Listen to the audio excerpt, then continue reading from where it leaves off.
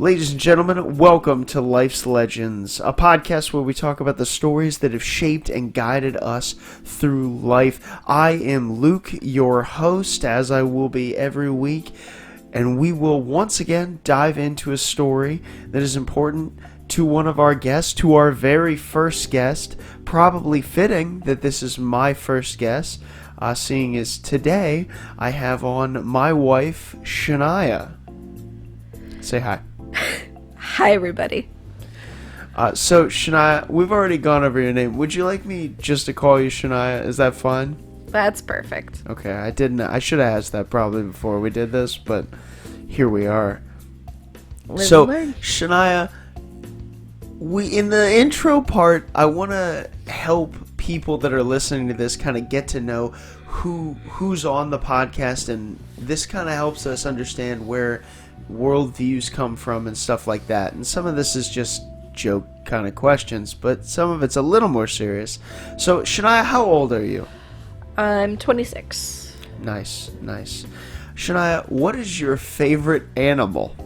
Elephant. Why? I saw a video once of a baby elephant trapped in a hole, and then its mom would not leave it, and there's a team of elephants that pulled it out, and it was big family bond. And they're really smart and they're really cute, and I like to feel like I could pet one like a dog, but it would not be as fluffy. Most likely not. That is way more thoughts on that than I thought you were gonna have. That's perfect. Great. You have a very well-founded favorite animal. I didn't actually say my favorite animal last time. My favorite animal is a bison. I'm really okay with any bovine, but bison's my favorite of the bovine. They make me feel calm inside, and that's why. Anyway, Shania, what's your occupation? What do you do for a living? I'm a group supervisor in a daycare. Okay, alright. So what does that mean? It means that I have up to 12 kiddos directly under my care at any given time, and it's the school age room. So yeah, I teach them lessons, I play with them, I help them become functioning little human beings. Nice. Do you enjoy that? Oh yeah, I love working with kids. Good. Nice. And Shania, maybe the most important question on the intro section of this podcast is, Shania, what is your dream for the future? So as much as I love working with kids, I'd say my dream is to be a stay-at-home mom, but with that, I'm dabbling in writing my own stories, so ideally a stay-at-home mom that's an author. Okay, nice. That's great. So you've gotten at least a little bit into writing your own stories. Is that process super hard? I mean, as we're going to talk about novels today, I assume that's what you're writing, or what your goal would be to write. Is this a super hard process, easy process? Well, how do you feel about it? That's such a hard question. It's in some ways and one I did not prepare you for. In some ways, writing is incredibly easy for me in that I'm so one of my favorite authors, I don't know if she originally coined this, but I first heard the two terms from her, is you have pantsers and you have plotters, people that sit down and plot out a story from beginning to end and they know everything they're going to do. And then you've got pantsers who fly by the seat of their pants. And I am some amalgamation of the two, but I'm mostly a pantser, so it's super easy for me to sit down at any point of time usually, and a scene will come to mind and I'll write out that scene, but then eventually I get left with 20 different scenes and bits and pieces, and I don't know how they get together. I'm writing something now, I'm some over 50 pages into it. I forget how long it actually is at the last tally, but it's reached a stalemate because I've compiled all of these scenes, but I don't actually know who the villain of the story is. I've not...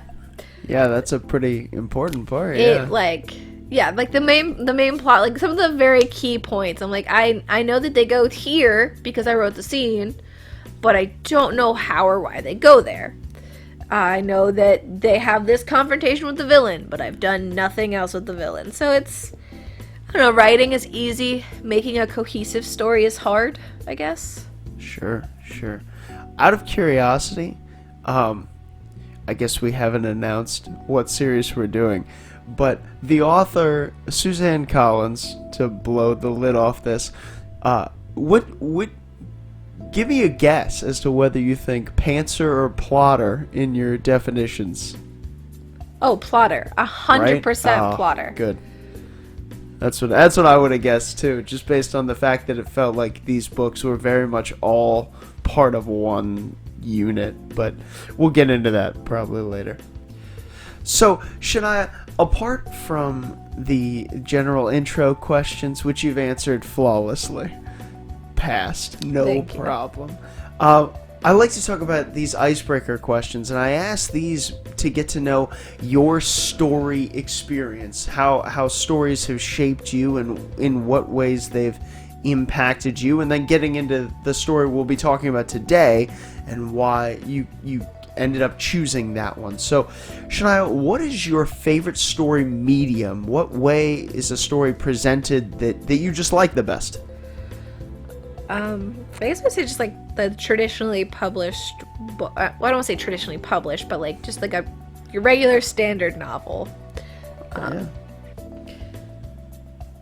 Okay, yeah. Is there any particular reason? You don't have to have more than that, but...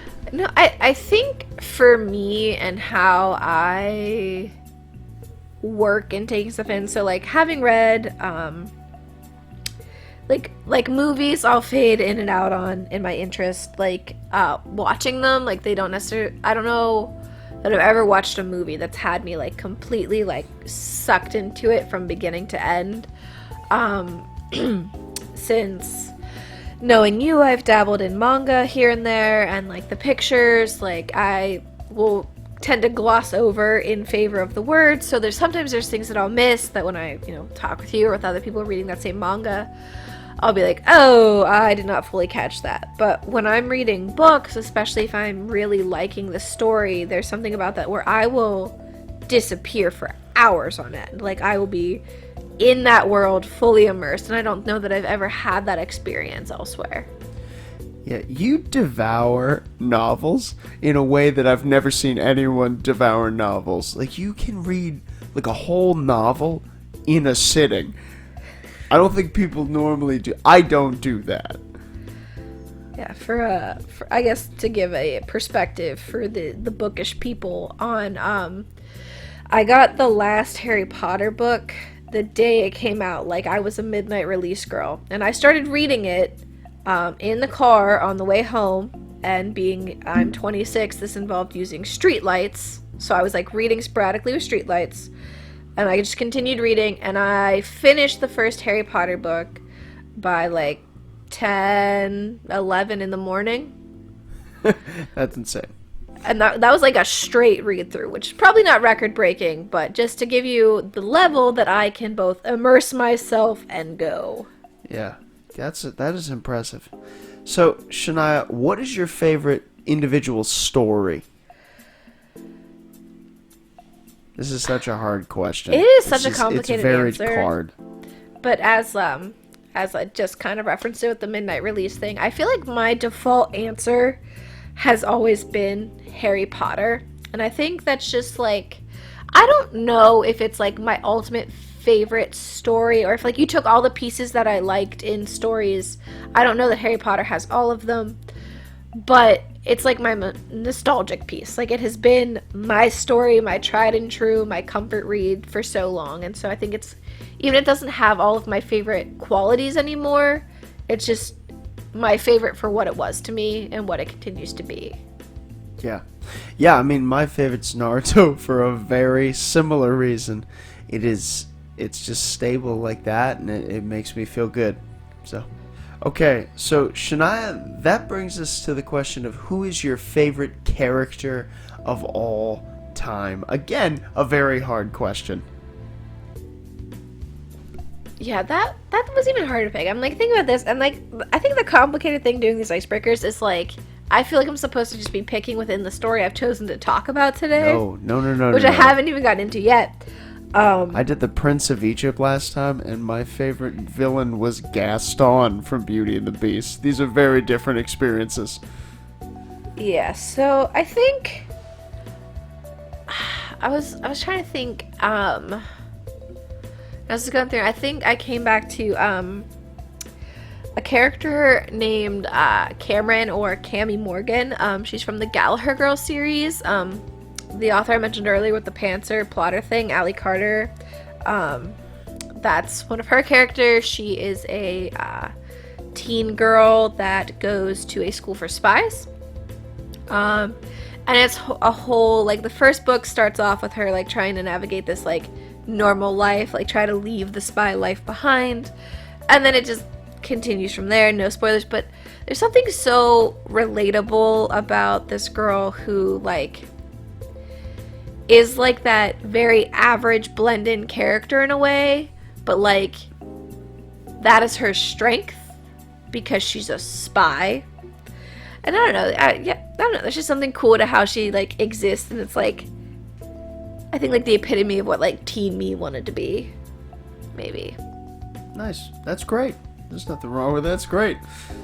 So I assume she's not a villain. So not. That will lead us to our next question. Shania, who is your favorite villain or antagonist? You can use that too. Sometimes they're not the same, but who's your favorite villain?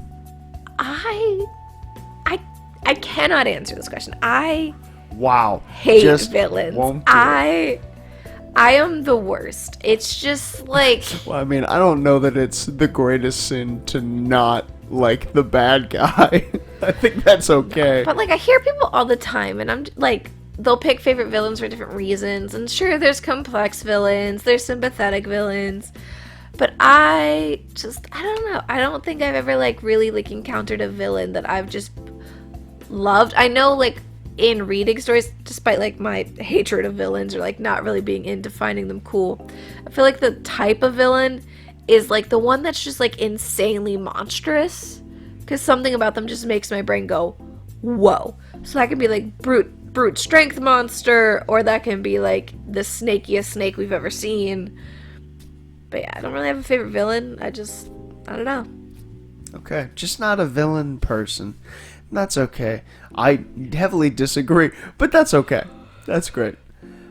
So Shania, when I have anyone on this show, and I myself want to do this every month, I like to ask, what story are you involved in right now, or what do you want to recommend to people that might be listening to this show that they can get into? Obviously, not the one we're talking about this month. Obviously, we're going to recommend that probably, or we hated it. But most likely we're going to recommend it. But what other story are you involved in that you want to talk about briefly? So for what I'm reading right now, I'm actually in the middle of reading a manga called Fairy Tail. Hey, that's a good one. Which is super fun. I'm liking it a lot. I didn't know anything about it going into it, but it's just like fun, crazy magic. And I always love the typical, at least in the manga I read, I should preface, it's always like some male protagonist that's a little too nuts and ridiculous, and somehow things work because he's nuts, and that's always fun to watch. Where it's like the character that doesn't think it through, but it works out anyways. And I kind of enjoy watching that play out. So yeah, Fairy Tail's really good. I like that. Nice. Fairy Tail is awesome. I read Fairy Tail when it was like coming out years ago. I'm not very familiar with it at this point. I've spent a lot of time away from it, but it's a good series. Definitely check it out, people who are listening, all 10 of you. If you want to check that out, definitely do that. So for my recommendation this month, this is a little unorthodox. I want to talk about, but it is a story, I think.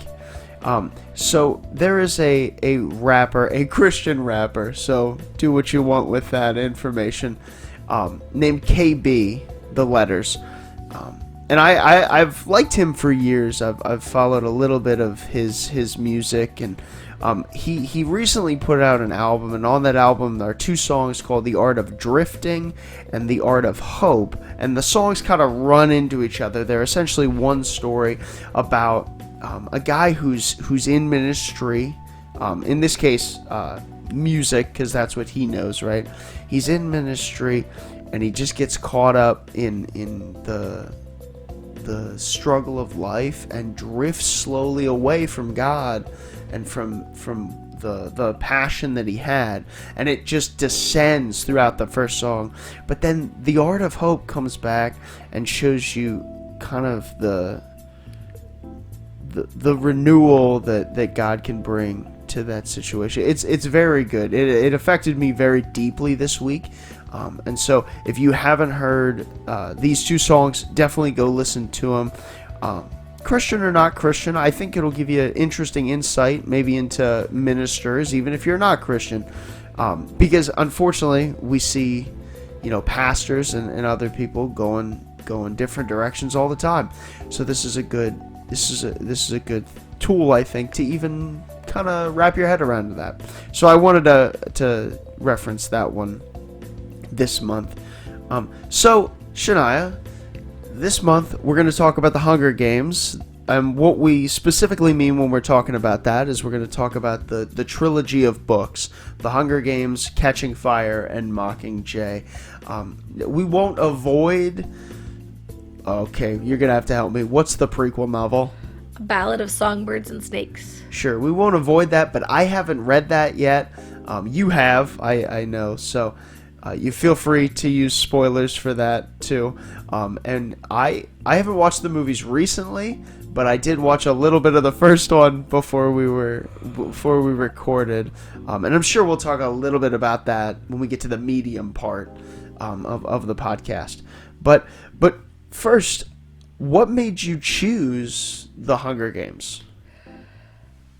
I mean, on the most surface level, probably the TikTok nudge for the nostalgia. Every so often... Wow, TikTok gets in there. It comes up on my algorithm, and it pulls on all of my heartstrings, because The Hunger Games has such this compelling plot.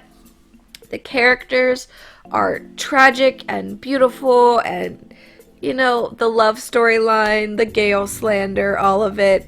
It just gets me... We'll save it. I'll hold off. But every time, it just, it comes up on my algorithm, and then I go, all right, I'll dive back into the Hunger Games. See, I think, it's just a good story. It's got some strong themes. I thought it'd be interesting to sit down and dissect.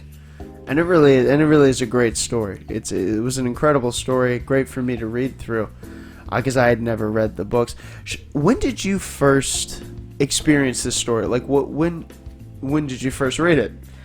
I'm not 100% sure. I would imagine probably right as it was coming out, or not long after. I was pretty much on that hype train.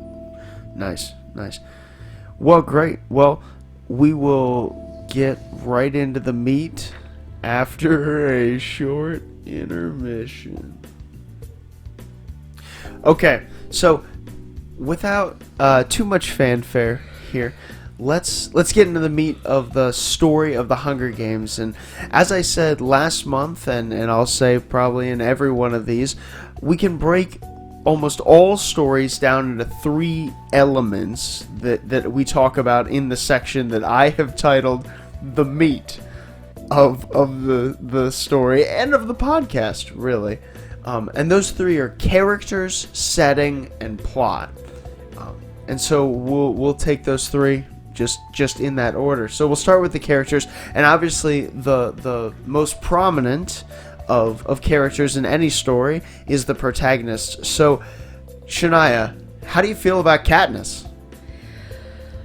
I overall love her, but she can be a little annoying. It's unfair. It's unfair given what I just said about enjoying in fairy tale, the brash, reckless character.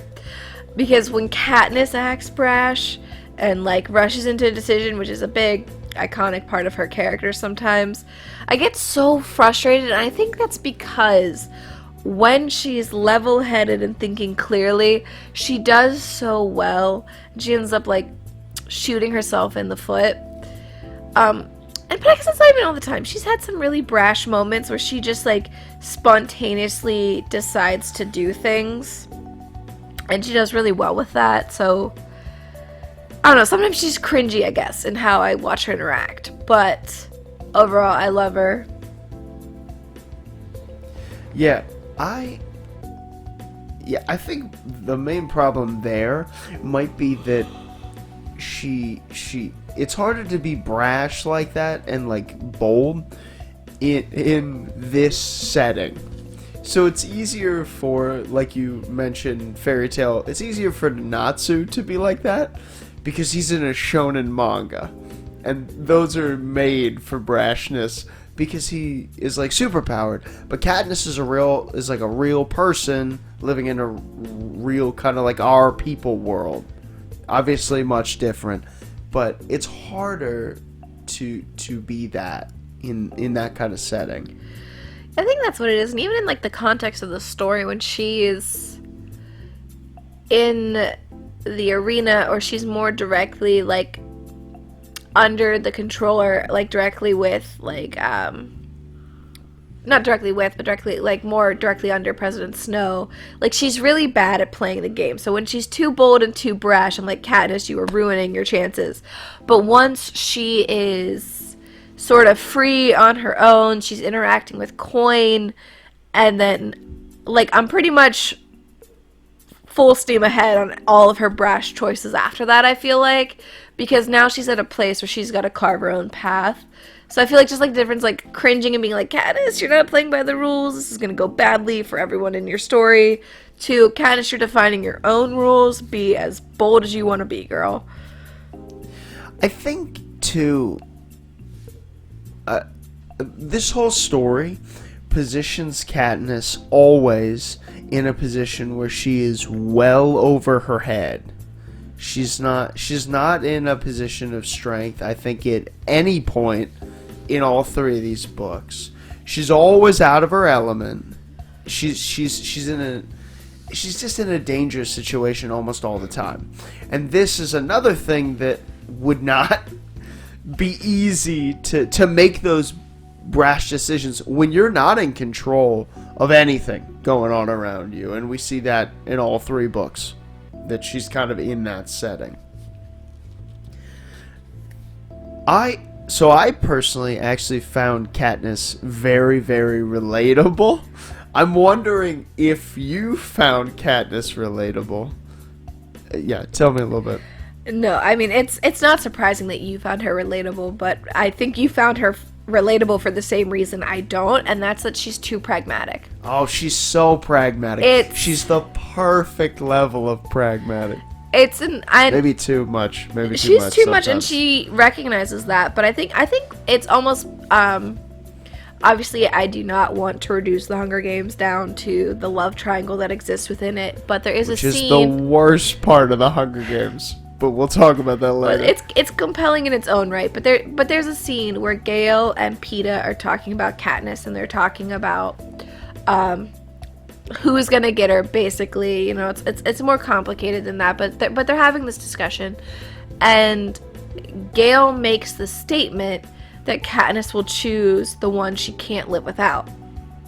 Like, will choose the one that she needs, which stings Katniss at the time, but not in like a she's offended way, but almost as if a mirror has been held up to her and she doesn't like it, because I think she is self-aware that she is pragmatic. She's not motivated by extreme emotions. She's motivated by what she needs for her survival, and that even is acknowledged at the very end of the Hunger Games when she talks about her decision, and that what she needed was not Gale's fire but Peeta's reassurance. Not exactly what she says, but to that effect. Like that, though. That's pretty close. But so, yeah, she's just like too pragmatic. She's not ruled by her emotions at all. What you see is what you get. And I just don't have that. Yeah. I mean, in a certain way, I don't have that either. But I think that Katniss is a great example of the adage of like hard times make strong men is usually what it is, but in this case, obviously a woman.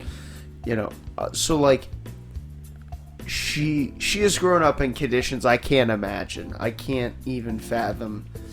I am a well-fed guy. I eat a good amount. And I've always eaten a good amount. I've never had that problem.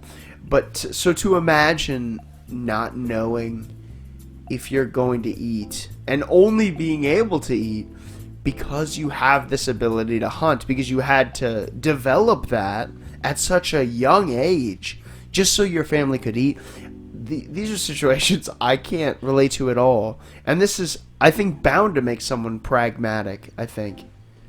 Because you're just on survival. You can't go beyond that. And we see that, I think, a lot in this story with her in certain situations where it is just survival is what's in her head. The other question I have, just mainly because of her position as the Mockingjay, as this kind of inspirational figure for Panem, I'm interested to see if you find Katniss inspiring. And even I know in our world, this is just, some people do find Katniss inspiring. But I'm interested to see what you think about that. So I guess like as like a character type, as like looking at her, like I would say that she is inspiring because she doesn't give up. Like she becomes the caretaker of her family. She volunteers for her sister. She's got this level of bravery and capability and determination that is super inspiring and cool to see in a character. I do sometimes wonder like how she became the Mockingjay, like how she became the moment, like that she was the first person in 75 years of the games, or no, she's the 74th game when she goes in, I think. Yeah, because the Quarter Quells. The Quarter Quells, yeah. So in the 74 years of the Hunger Game, we've never had someone try to commit suicide. We've never had some kind of love insane. couple. That can't be true. Like, that cannot be true. Like whatever made her the person, it's so interesting to me. Like I feel like it's kind of weird that she became the moment. I feel like she didn't have to be. I feel like that's something Snow kind of did to himself, and we'll get in that later. But yeah, I mean, I don't think she's inspiring at all. I think she's relatable, but I think in her world she is. I think that's clear. We see that. But I don't know that even in our world, like Suzanne Collins, the author, I don't know that she's trying to make Katniss this like hero figure so much as a person in this terrible world, like in this world that's so messed up. And I think that she does a great job of that. But yeah, she's just a person, and several times we see her have like some major setbacks or get one of the defining moments that I have for this is in the final book in Mockingjay, where they've just shut down the District 2's like mountain thing, right? And the one guy comes out and she's like gives this speech. For a moment I was like, is he gonna come around? And then like the chapter ends with her getting shot, and I was like, that's perfect. That's absolutely perfect. Because I was worried for a minute that you were almost charismatic, Katniss, but you cleared that up for me. She almost got that guy. It's cleared up that it was somebody else that shot her, but it's a great. She is charismatic, though. That's the thing. That is where Katniss. That's a hot take. No, she's not charismatic. Peeta is charismatic. Right, that's his whole thing. Peeta can perform. That's his life. Katniss can't perform, but that is what makes Katniss motivational. That is what she's doing there. She gets a little bit of prodding from Haymitch to put her on the right track, but then like she's got it because she is. I think like once Snow put her at the focal point, she makes sense as the Mockingjay in the story to me. Sure. Right? Because she has so many powerful speeches, and you get them in the moment because she's not a leader by propaganda or a leader by words. She's a leader by action. And so that's why when they do the propaganda posts, they have to put her in actual conflict, in actual situations, because she has a spirit and belief that the people can align with and resonate with. That's why the person aiming the gun at her is not the one to shoot her, because she can speak with him. She's connected with him. Now, there's some other schmuck there. It's really a funny moment in the book, because she's like, I look above and I watch myself get shot. And it's like, really oh, good. Katniss. It might be one of my favorite lines in all of the series. It's so good. Yeah. But, yeah, I don't mean to, like, take away that she has those qualities, those great qualities, pretty much heroic qualities at some points. I would say volunteering for Prim, even in the very beginning, is a very heroic thing to do. I mean, you're essentially resigning yourself to death, for that. So that would be very hard, I think, to do. So, I mean, she's definitely, I like what you said, it's the action that makes her, that's where her level of charisma is. It's not in words, it's in the actions that she takes. And that does make her inspiring. I definitely, in the story itself. But yeah, I think that she's supposed to be inspiring at least a little bit. So I was kind of interested about that. Before we move on from Katniss, do you have anything else that you really wanted to say about Katniss or anything like that? No, I don't think so. Cool. Well, as some would argue, the most important character in any story is the antagonist. And you've already made your villain stance very clear on this podcast. But there is an antagonist in the Hunger Games, and I would say that antagonist is President Snow the whole time. Although in the first book, he's not very present, but I think his understanding the whole story, he's definitely the antagonist. And so how do you feel about Snow? So I almost feel like it's harder to answer that just because having read the prequel, having read how Snow came to be who he is, like I know a little bit more, but I feel like what we get there is just like the background to everything we see now, and he's a dark villain. He has no qualms about the things that he's done in order to maintain power.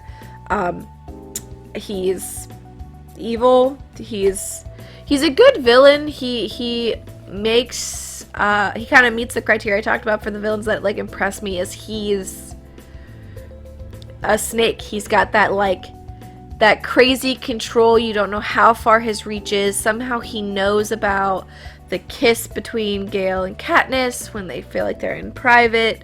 The manipulation of the games, what's happening in the Capitol when they go to take it over. Like, he's a very, he feels like an all-powerful force. Not necessarily because he particularly is strong, and what you get more background on from A Ballad of Songbirds and Snakes is he's just very charismatic. He's very good at getting the right people. He's very good at being underhanded and sneaky. So he's that deceptive snake villain where you simply do not know what he's gonna do next. And he's got a full government at his disposal. Yeah. Yeah, I really like Snow. I think his presence is scarier. The feel of him throughout the story is scarier than his own presence usually in it. He's just a man. And in fact, we kind of learn like a dying man. He's poisoned himself through various years. And so he's not even a particularly strong man. Like in a one-on-one, I probably am betting on Katniss.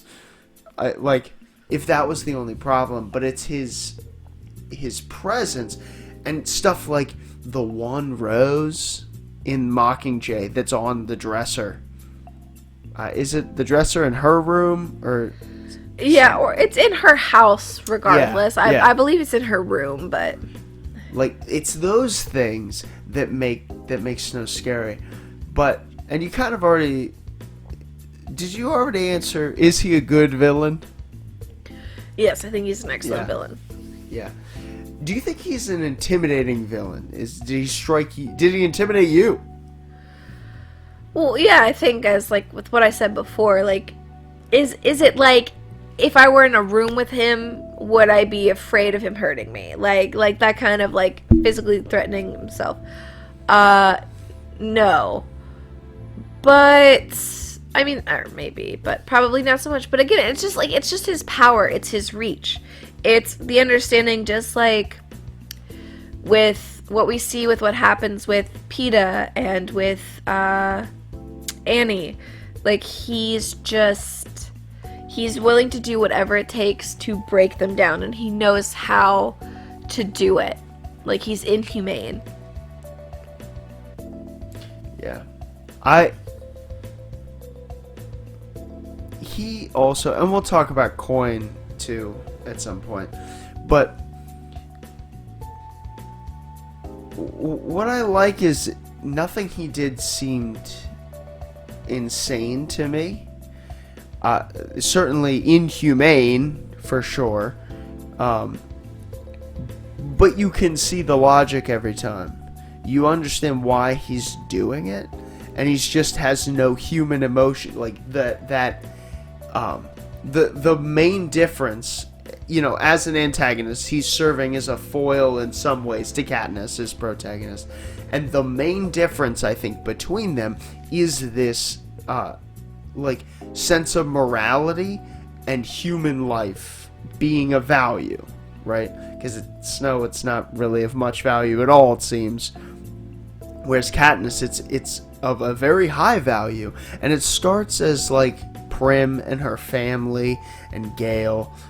But by the time we get to the third book, she's genuinely remorseful about not just the rebels who are fighting, but even the enemy at some points, and just like this death and destruction not being worth it, right? She has several of those moments towards the end of Mockingjay. And so I think this is the main contrast between the two of them, because she's also calculating, she's also I would say cunning, but that morality is what stops this line. It's actually, I think, what makes their last conversation in the garden so interesting. First of all, let me tell you, I like Snow a lot. But let me tell you what my favorite line from Snow is. When he says, "I thought we agreed not to lie to each other." There's something even scarier about a snake saying, "I'm intentionally not lying to you." Because the problem is, you don't know if they're telling the truth, right? Yeah. So you don't know if you can't tell if he is lying or not lying. I think he's telling the truth, but that's almost scarier, I think. I like this kind of let's put all of our cards on the table that he does with just Katniss. It's very interesting, and it's kind of haunting, I think. I think that's part of his ability to read her is just...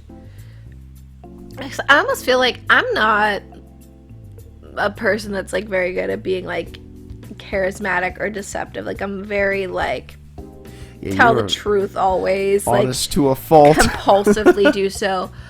But I have to imagine... It's a good trait, by the way. It's a good trait to have. But I have to imagine that for people who follow the more, like... a snake mentality, doing the things that Snow does, is eventually you do come across people that you understand will never believe you, and so you understand, like, you cannot trick them, and so what you must do is squish them.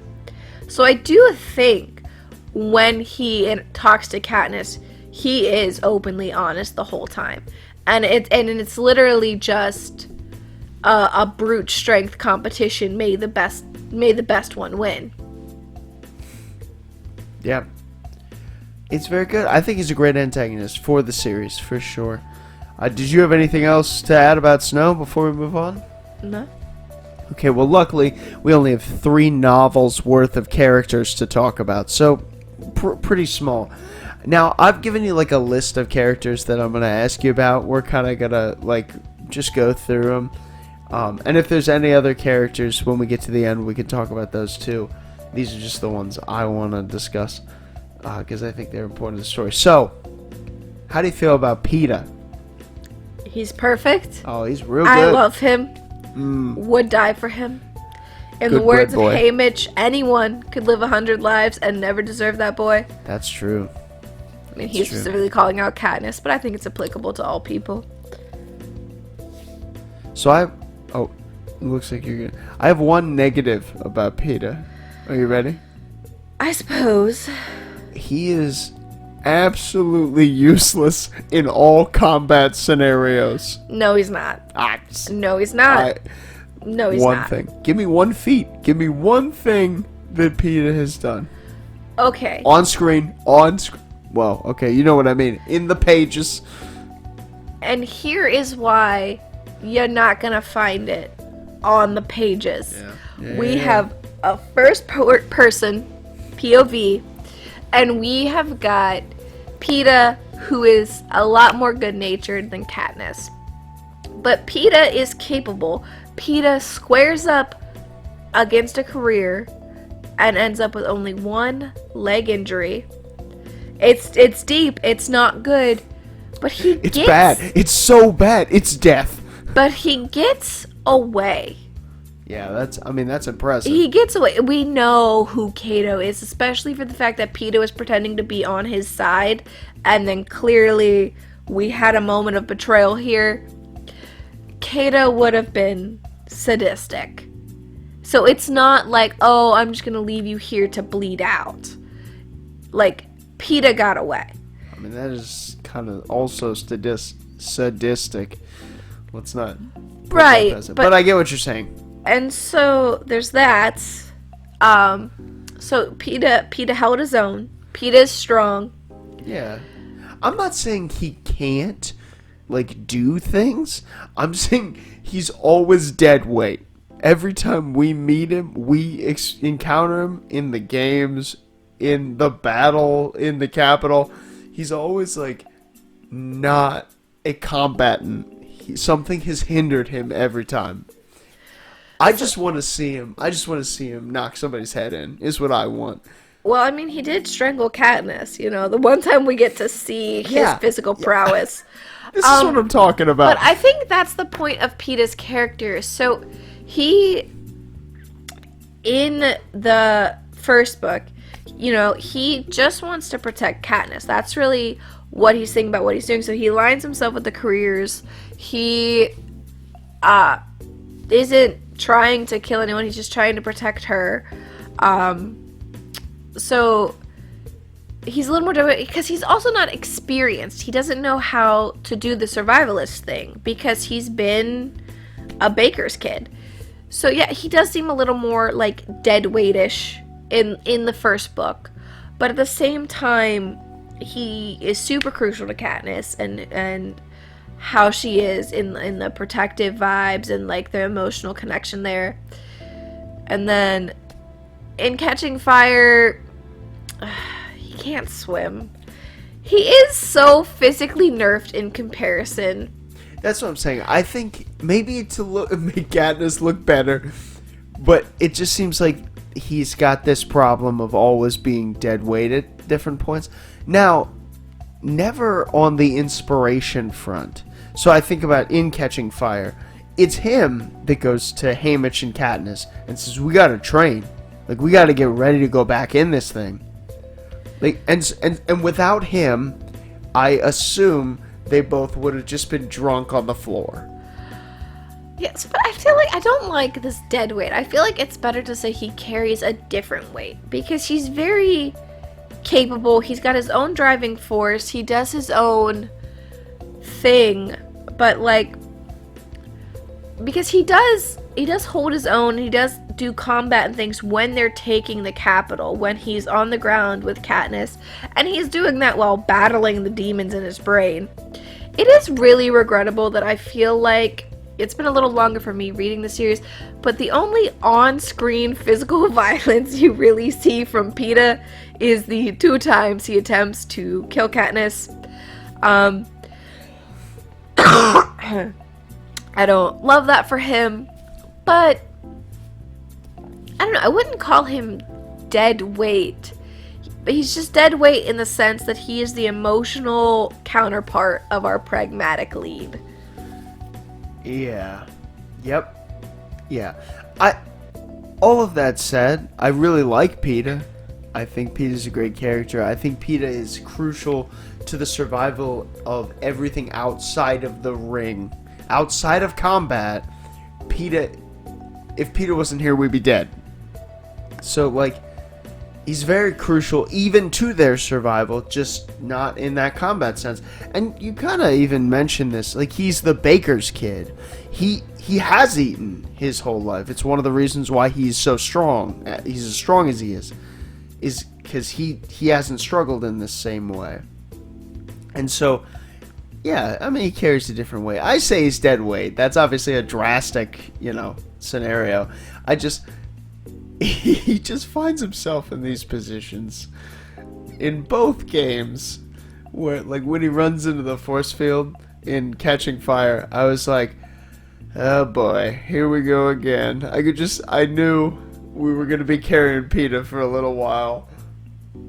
Just because it felt familiar from the first book, Don't blame him for his plot devices. I don't blame him. I like Peeta a lot. I think he is an incredibly strong character. He has an incredibly strong character. I think that this is best exemplified actually in the last book, where he does have to struggle with literal brain conditioning that has made him not be able to trust his own ideas, his own thoughts, his head, and he still is able to fight through this. And obviously we see at the end of the series, at the end of the story, he is fully, or most of the way, has dealt with these things. He's married to Katniss. I have to assume he doesn't want to strangle her still. But because of who he is, he's able to get through this, and we see him do that. It's actually kind of impressive. I think it's very impressive. And it shows just how strong internally he is. And I think that's impressive. Anything else on Peeta? No. Okay, well then we can move on to the less fun member of this triangle. How do you feel about Gale? He makes me grumpy. Wow, okay, that's a interesting way to put it. Like, Gale starts off great, and there's something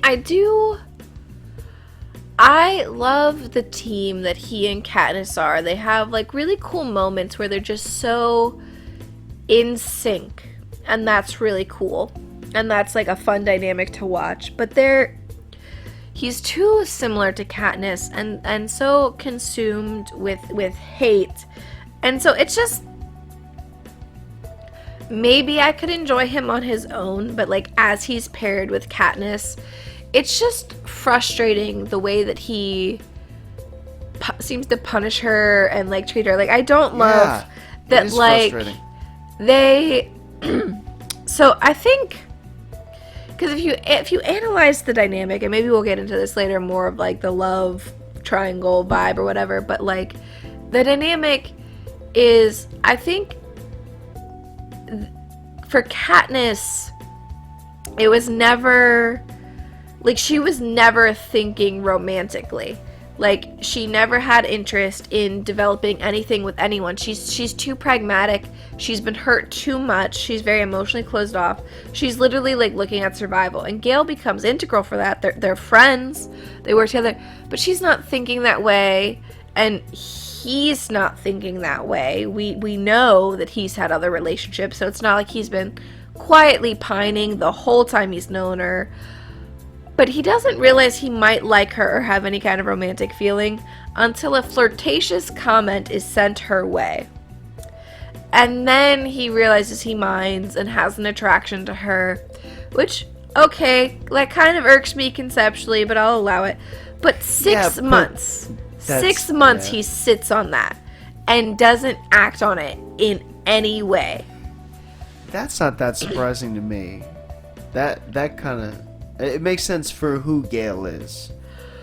But what doesn't make sense, or what's even if it makes sense, it's still not fair, it's not right, is then Katniss is put into a games and has to survive, and this relationship develops, and he's gonna get hurt, that like, and some of this, I mean, you get it a little bit in Catching Fire as he reflects on it, because he kisses her and says, like, I needed to do that at least once, and gives you some kind of, like, bitter feeling, and even Katniss kind of wonders what, during the Hunger Games, like the first one, Katniss wonders what Gale might be thinking, and the movie kind of gives you some, like, vibes when he's watching it, but he never said anything.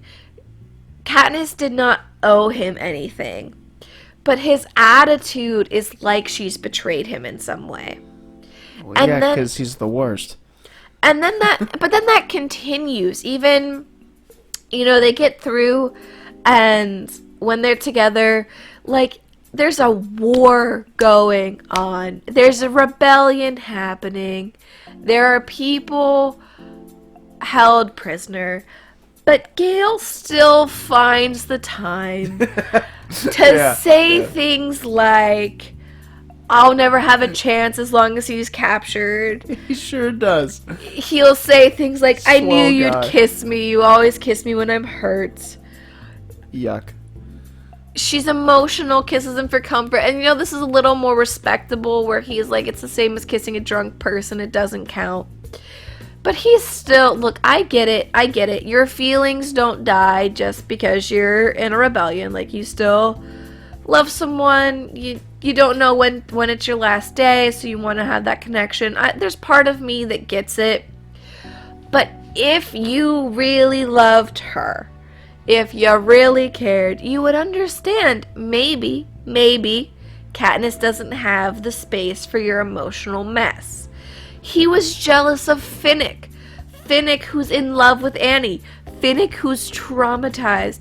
And he's still like, I noticed you two were getting close. Like, here's the thing. Like, be quiet, Gale. Stop, though. I want to put it in perspective. Finnick is the hottest human being you've ever seen in your life.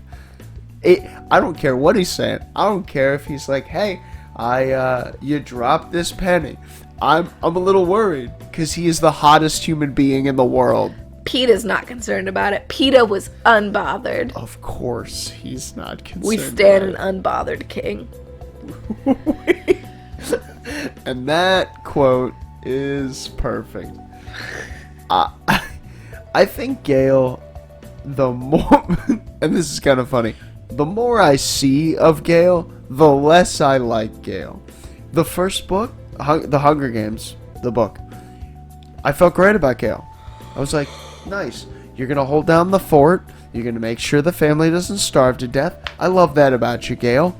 You stay over there, and we'll figure this out when we get back home. Second book, I like Gale a little less. Still like him. He's still okay. He's got the rebellion fire a little maybe too early, but I like him still. He got whipped for it, right? We figured it out. I still like him. I can't stand him in Mockingjay for all the reasons you just said. It's a lot during a war, Gale. We got bigger fish. Why are we?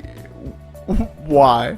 Yeah. And again, in the contrast of this, so Peeta and Katniss do have this conversation at it's either at the end of the first book, beginning of the second book. But they have the conversation because Peeta just believes during the first Hunger Games, he believes his dreams have come true. He believes that That's really sad. He's gonna die, but the woman that he has loved quietly but hasn't. And Peeta never approaching Katniss makes sense because of who Katniss is. Because Peeta throws her the bread in the most awkward way, and maybe he would talk to her about it, but everything in Katniss's demeanor would say, do not speak of this. Because, like, they make eye contact after it happens, and then she immediately looks away. And so Peeta's like, I've embarrassed her, I've done something, she does not want this interaction. So he continues to appreciate her, but respects her standoffish boundaries. So the Hunger Games it feels real to him. He doesn't know she's pretending. But then what he asks her is, he first asks, I think the way he says it, was any of it real? And then he stops and he doesn't make her answer that, but he says, how much of it will remain? And so he's quiet and he's hurt, but he always shoulders that. And he never blames her. Even as they go through the farce, like the proposal thing, like sometimes he needs to take a minute to himself, but he never makes Katniss feel bad for it.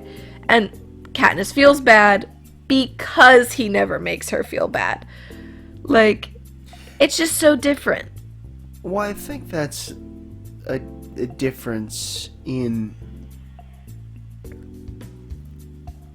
kind of how him and Gale approach this, and why maybe there's a lot of frustration in the fact that Gale, like, doesn't recognize Katniss until someone else says something, makes a comment. Peeta genuinely loves Katniss, and so most things that Peeta does, says, goes through. Obviously, I'm talking about before mind tracker jacker problems. Like, these things, it's run through a filter of how would this make Katniss feel? How, like, is this helping or hurting Katniss? Not, is it helping or hurting me?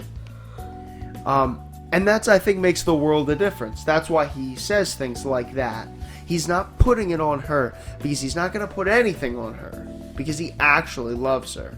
Whereas Gale, I think, it's not that Gale doesn't love her, doesn't care for her, but Gale is more self-centered. And I think that comes from a pragmatic, I have to survive the day mentality that Gale has been forced to have, that Peeta hasn't been forced to have. Well, okay, in the Hunger Games. But even then, Peeta was still trying to have someone else live. So Peeta hasn't had to have that. And so that there's just a difference. And I think it makes Peeta infinitely better in this love triangle problem than Gale. But this was about Gale. Did you have anything else to say about Gale? No, I think I've slandered him well enough. Yeah. Okay. Yeah. Oh, no, I have one more thing. No, I have one more. This, like, bothered me. So he is a minor, right? And he did at least, like, a year of working in the mines, right? Mm-hmm.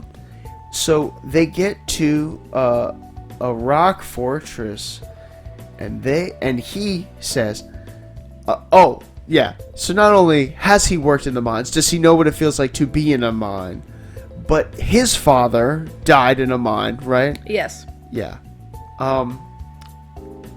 So they get to the fortress in District 2 in the last movie, and he says, the nut, and he says to seal it off, to trap them in there, to die. This is messed up. And they kind of point that out. Like, Katniss's reaction to that is the reaction of, do you not recall that our fathers died in this same scenario? It's unfathomable. It's one thing to inflict horrors on others that you're not aware of, that you don't have personal experience with, so you don't know what it feels like, right? I can understand that as a less empathetic person. I can get that. But this is a fear you would have. This is something that would terrify you. And he's willing to do it. Yeah, that's I wasn't gonna comment on it, but you called Gale pragmatic, and he's not. Gale is not pragmatic. I mean, I would argue that's super pragmatic, but No. I think he could appear that way. But what Gale is callous, and he is fueled by angry emotion, because these are random, like, yes, they're doing bad things technically, but like these people in the nut, these random workers that Gale encounters, whatever, they're just people doing their 9-to-5 lives. Like, they are not in the government. Well, I mean, within the nut they are, but like, sometimes people, they're just like doing their 9-to-5. They've not personally done a thing to anyone in the rebellion. They may not even really be strongly against the rebellion, but Gale's very much like, capital citizens are evil. Like, if you support the capital, you're evil. You're helping capital, you're evil. So his decisions are justified by his hatred for the capital. So it can appear pragmatic, but that's because he's just associated them to be the enemy. Like, I'm curious how that same interaction would go if what they had to do was do a similar kind of thing, but like in District 8, in like a further removed district, where there's some peacekeepers, but it's mostly the citizens of the district.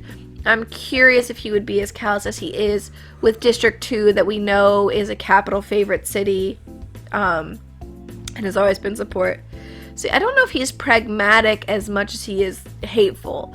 That he is any means justify his ends of defeating the capital. Yeah. Yeah, I agree with that. I'm just more disturbed by the callousness to be able to inflict a fear you had on another. It does show true hatred. It shows that you want them to suffer. Oh, it's awful. Yeah. So we don't like Gale. I feel like we've made that pretty clear. I feel like we've gotten that across. Yes. Which brings us to Haymitch, another very prominent character. How do you feel about Haymitch? He is brilliant and delightful, and I love him. He's so clever. Because he looks like this brash drunk, right? He's made himself a joke. And like, to some degree he is, but like he has to be, while it's not clearly commented on, he is a functioning alcoholic, meaning he is perfectly capable of well-reasoned thought and ability and reaction time and all that, while under heavy influence of alcohol. He simply pretends to not be. Not to say we don't have a few times, such as when Peeta stages an intervention between him and Katniss, that he might be legitimately sloshed. But it's all a ruse to be the crazy, laughable drunk. But he's cunning, he's brilliant. You see that in his Hunger Games that he competed in. You see that in the way that he guides Katniss, their unspoken connection that they have. The way that he guides her through the mic to know what to say, what to push, what to do. He's very capable, so he's very cool to watch. And I have a thing for the gruff dad character in all things. So Love that character. Not perfectly, but a little bit scratches that itch for me. Yeah, and he kind of does act as a surrogate-ish father for Katniss, especially. I love their communication in the ring. That's one of my favorite things to see. It's very... how he is able to communicate by sending various sponsor gifts to Katniss and communicate so well where Katniss picks it up. I think their similarity helps him in that, to be able to do that. And I like... he is also very pragmatic. He's very similar to Katniss in a lot of ways. I think he's very pragmatic. He though there's just so much like sadness, I think, that is carried with him. Like, and there would be, right? He's the only known victor that we have, right, from District 12. And so that means that every year he watches 2 kids die. 2 kids that he has to get to know at least a little bit, and then he sends them to their death every time. So, that would kill you. I mean, that would be very hard to see, I imagine. Like, there's a reason he's got a heavy supply of alcohol. Yeah. But he does care a lot. He cares a ton, especially, I think, after both Peeta and Katniss make it out. He cares a lot about having them survive, about helping them continue to survive.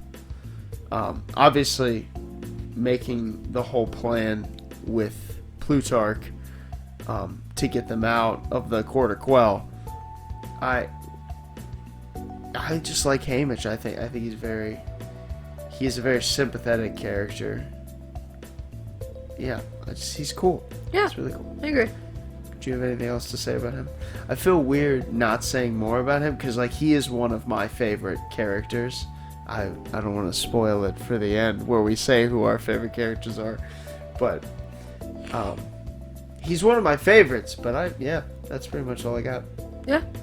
Okay, let's talk about Finnick. How do you feel about Finnick? Finnick hurts me. Heart, mind, bad. soul. It's so painful. It hurts bad. It hurts bad.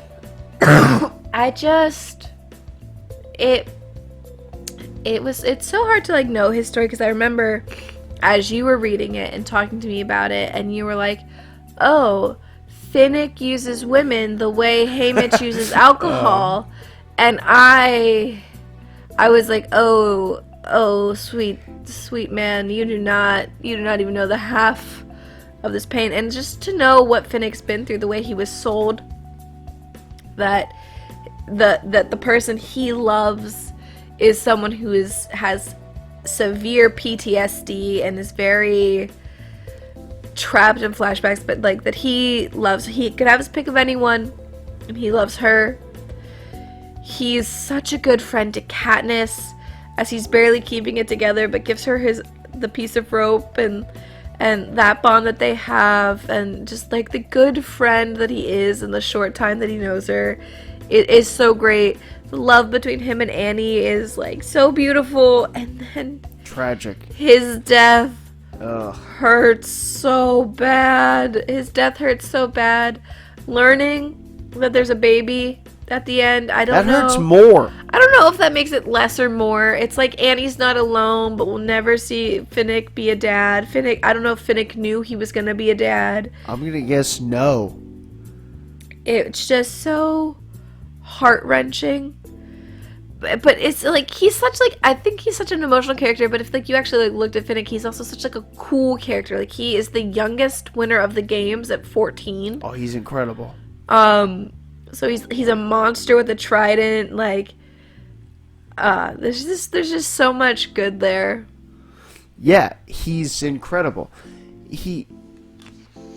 Which is what I think makes it so, like, knowing the full scope of his story makes it so tragic and sad, is at first he appears like this very attractive child prodigy guy. Like, he's the victor's victor. Like, he's a great, he seems like a great betting odds for the Quarter Quell.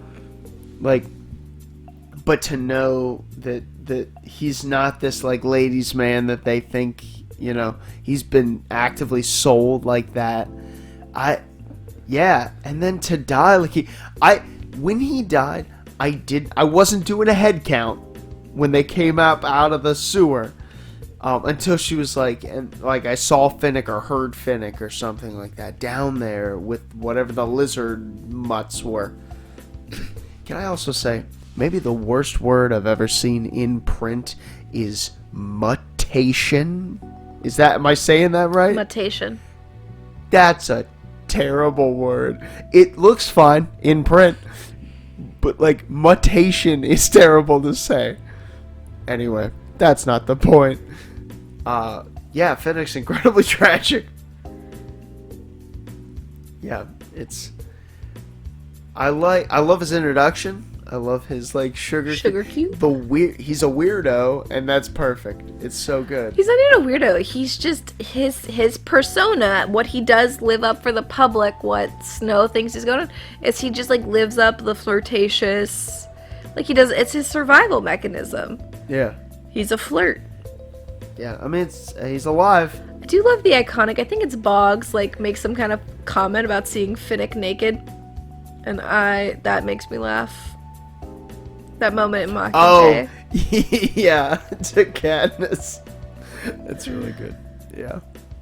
It's really good. I like how they all try to make Katniss feel uncomfortable after the chariots in the Catching Fire. They really do. They do the most to poke at her. Joanna just like strips naked. Peeta like chuckles. Katniss is super uncomfortable. Yeah, that sounds about right. It's perfect. Did you have anything else on Finnick? No. Okay, so moving on. How do you feel about Cinna?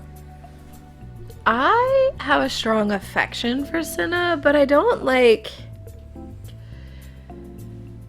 He is such... He's a small role to me. Like, I know, and I'm sure you'll get into it, like, you've got a lot of love there, but... I don't know, like, the designs are really cool. The confidence that he gives Katniss, the sort of, like, affection he enables her to be able to have for Capital citizens in a way. Like, that's all really cool. But at the end of the day, while he makes very compelling designs, like, he's just the costume guy. But it's, like, it's cool that she has him as a callback, even, like, after he's gone. But she gets the binder and was told, like, oh, we're told not to show you until you decided for yourself. And he says, like, you know, I'm still betting on you. It's like cool as like a motivational support character, but like I wish that he could have been fleshed out more. Yeah, I think Cinna's incredible. He's a huge support. He's a great support, I think, for Katniss. I think you hit the nail on the head. He allows Katniss to see the Capital citizens as people, which is a key factor in her development in the story. That she does see them as people and not as enemies all the time. So that's super helpful, and I think Cinna shows her that. And the prep team, too. I don't want to discount them. But Cinna mostly is the endearing factor there. And the supporting factor throughout most of the story, even, after his death. He is still supporting her even in those ways. And I think that's really cool. I also think he's a great example of art being more important. The art itself being more important than the circumstances around said art. So Cinna is a great designer, and he's going to do what he wants, what he thinks is the best way to do whatever the goal he's trying to accomplish is, right, in the various different parts of the story. And it doesn't matter what the consequences are, and even to his own death, which he must certainly know will happen. He still is willing to stick to what he thinks is correct and use all of his gifts and abilities toward that end, even when it meant certainly his own death. And that's super cool to me. That's awesome. Yeah. You got anything else on Cinna? No. All right. How do you feel about Effie? I have nothing for Effie. She's that's fine.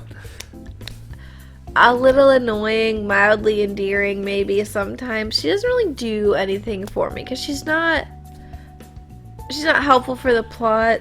She's removed from reality a little bit, as most Capital citizens are. I just not a lot of feelings for her. Yeah, I don't have a ton on Effie. I just thought she was like kind of a... She's a character that's around a lot. But yeah, I don't have a ton for her either. How do you feel about Coin? Same evil, different flavor. Yeah, oh, for sure. It's just like, it's still super rigid control of her population. The weird comment the one guy from District 8 makes about, like, that they need people for population purposes. Like, he references his, like, cattle breeding program. And it's like, yeah, they could have been helping. They could have done something. And they didn't. And so, yeah, it's just terrible. Like, I mean, at the end, that reveal, as if we're trusting that Snow wasn't lying, like, it was Coin's move to do that, and Coin killed children and killed Prim, like, through this move to gain power, and it's just, yeah, we just put evil under a new face, but it's the same kind of dictatorship. Yeah, so what's interesting, I think, and this might be too much into the setting, but we'll figure that out anyway. The differences between the Capital and 13 look huge, but the amount of control is the same. It's a different outworking of that, right? So Coin's version of this, Snow's version, is the bread and circus version, right? Feed them, keep them happy, drown them in affluence, so your citizens would never ever think anything's even wrong. Yeah. Meanwhile, you're essentially draining all of the resources out of the rest of the citizenry. Whereas Coin is saying the opposite. Everyone will get the same amount. Everyone will get the same thing. It will be divided evenly. But it's so crucial that everything is accounted for that it becomes incredibly oppressive. The same kind of oppressive as the districts already were, but better in that it's more equitable, I suppose.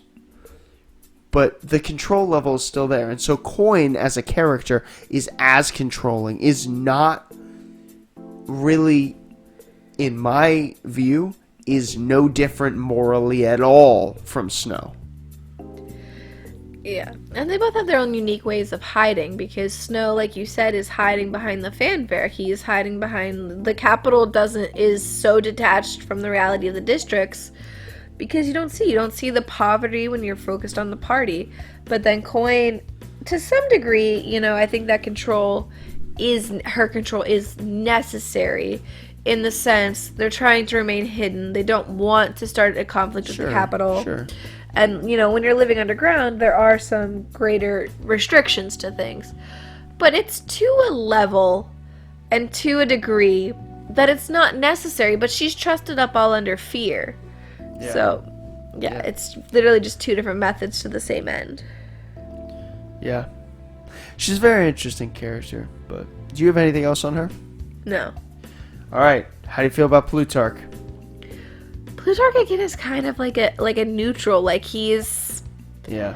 He drops a good hint when he just thinks Katniss is going to be a mentor to help out, because he doesn't know. So, like, he's like, a few, like, helpful things. There's a piece, but, like, he's not more of, like... I don't know, he's just like a story vehicle. Like, he just kind of helps push it along, but I don't think there's anything particularly compelling about him. Yeah, the only thing I really have about him is that he's such a good portrayal of like a neutral human. He himself, I don't think... He has a vested interest in 13 winning at this point, because he's put his eggs in that basket. Yeah.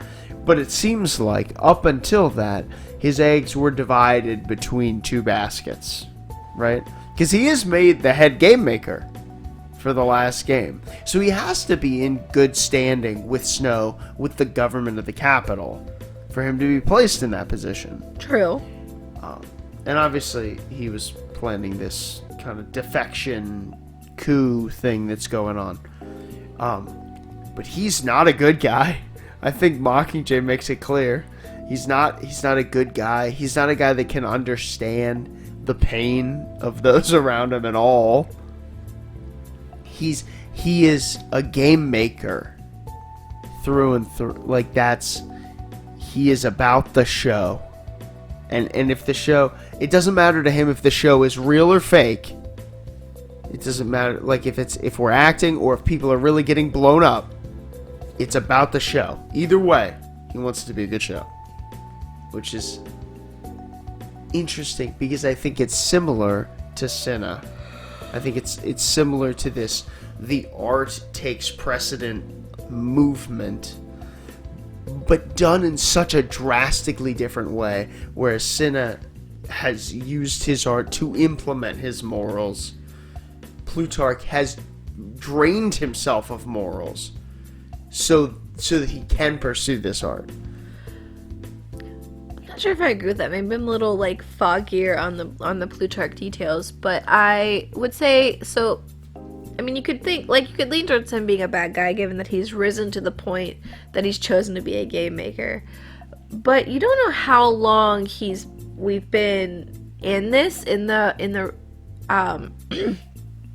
in like the process for this, because I'm thinking, like, you do have to sort of play a game. Like, if you want to stage a rebellion, if you want, like, you have to get people onto your side. So when was Plutarch turned over? When did he decide to work with the rebellion? And did he make choices in order to get to a position of power to impact the rebellion? So it's kind of like a behind the scenes idea for like the turncoats, the people that have switched sides. But there is like a more detached, like, I think he does suffer from the capital syndrome of just not getting the reality of situations. But also I think he does take a more pragmatic approach where he's got a job to do. He's got to make he's helping to coordinate a rebellion. He's helping to get all the pieces in play. He is essentially taking his game making skills and applying them to a new situation. Yeah. You got anything else on him? No. Okay. The last one I have, like, named to talk about, and this is kind of because I think he is an interesting part of the first book, is Cato. How do you feel about Cato? Cato, it's like I want to hate him, but at the same time, I really feel what Katniss says, where, like, by the end of it, like, when she shoots him, she's not shooting an enemy. It's just pity. It's just to free him. Because, you know, what she realizes and what we have to realize is, like, yes, there are the career tributes that go into this with a sense of, like, thrill and a sense of, like, accomplishment because they have a success that they'll win. But they are a product of their environment. And so, like, of course, if I were being sent into a mass murder ring and I knew that I was coming in having received some training, being well fed, having apparent physical advantage, I would probably be feeling a little good about that. I don't want to be here, but I'd probably feel a little good about my circumstances and my chances. And, like, he is just a kid. Like, he's young. He's Katniss's age, maybe a little younger, maybe a little older. I forget which, but he's so young. Like, he's just... Yeah. They were put in an impossible situation, and at the end, he is in this suit that they're just letting him be mauled. Like, the game makers it's the worst. do not have to do this. But there's also, like, you know, not to go back to TikTok, but to go back to TikTok, even just, like, the partnership he has with, Cato's partnered with Clove, right? They're from the same district? Yeah, I think so. But the scene where Katniss is fleeing and Cato comes and finds Clove's body after Thresh has killed her, and, like, Katniss can hear it in his voice, like, that emotional connection. Like he's a person with feelings. Like, he and Clove had some kind of bond, had some kind of relationship. Like, and he lost his partner, this person that was important to him. And it was like this humanizing element that he's just, where you realize, like, because I think when you first enter the Hunger Games, you kind of think like, oh, the careers are the villain of this, but they're not. They're their own tragic victim. Yeah, that's why I wanted to talk a little bit about Cato. Is if you were if you were on the fence about that, right?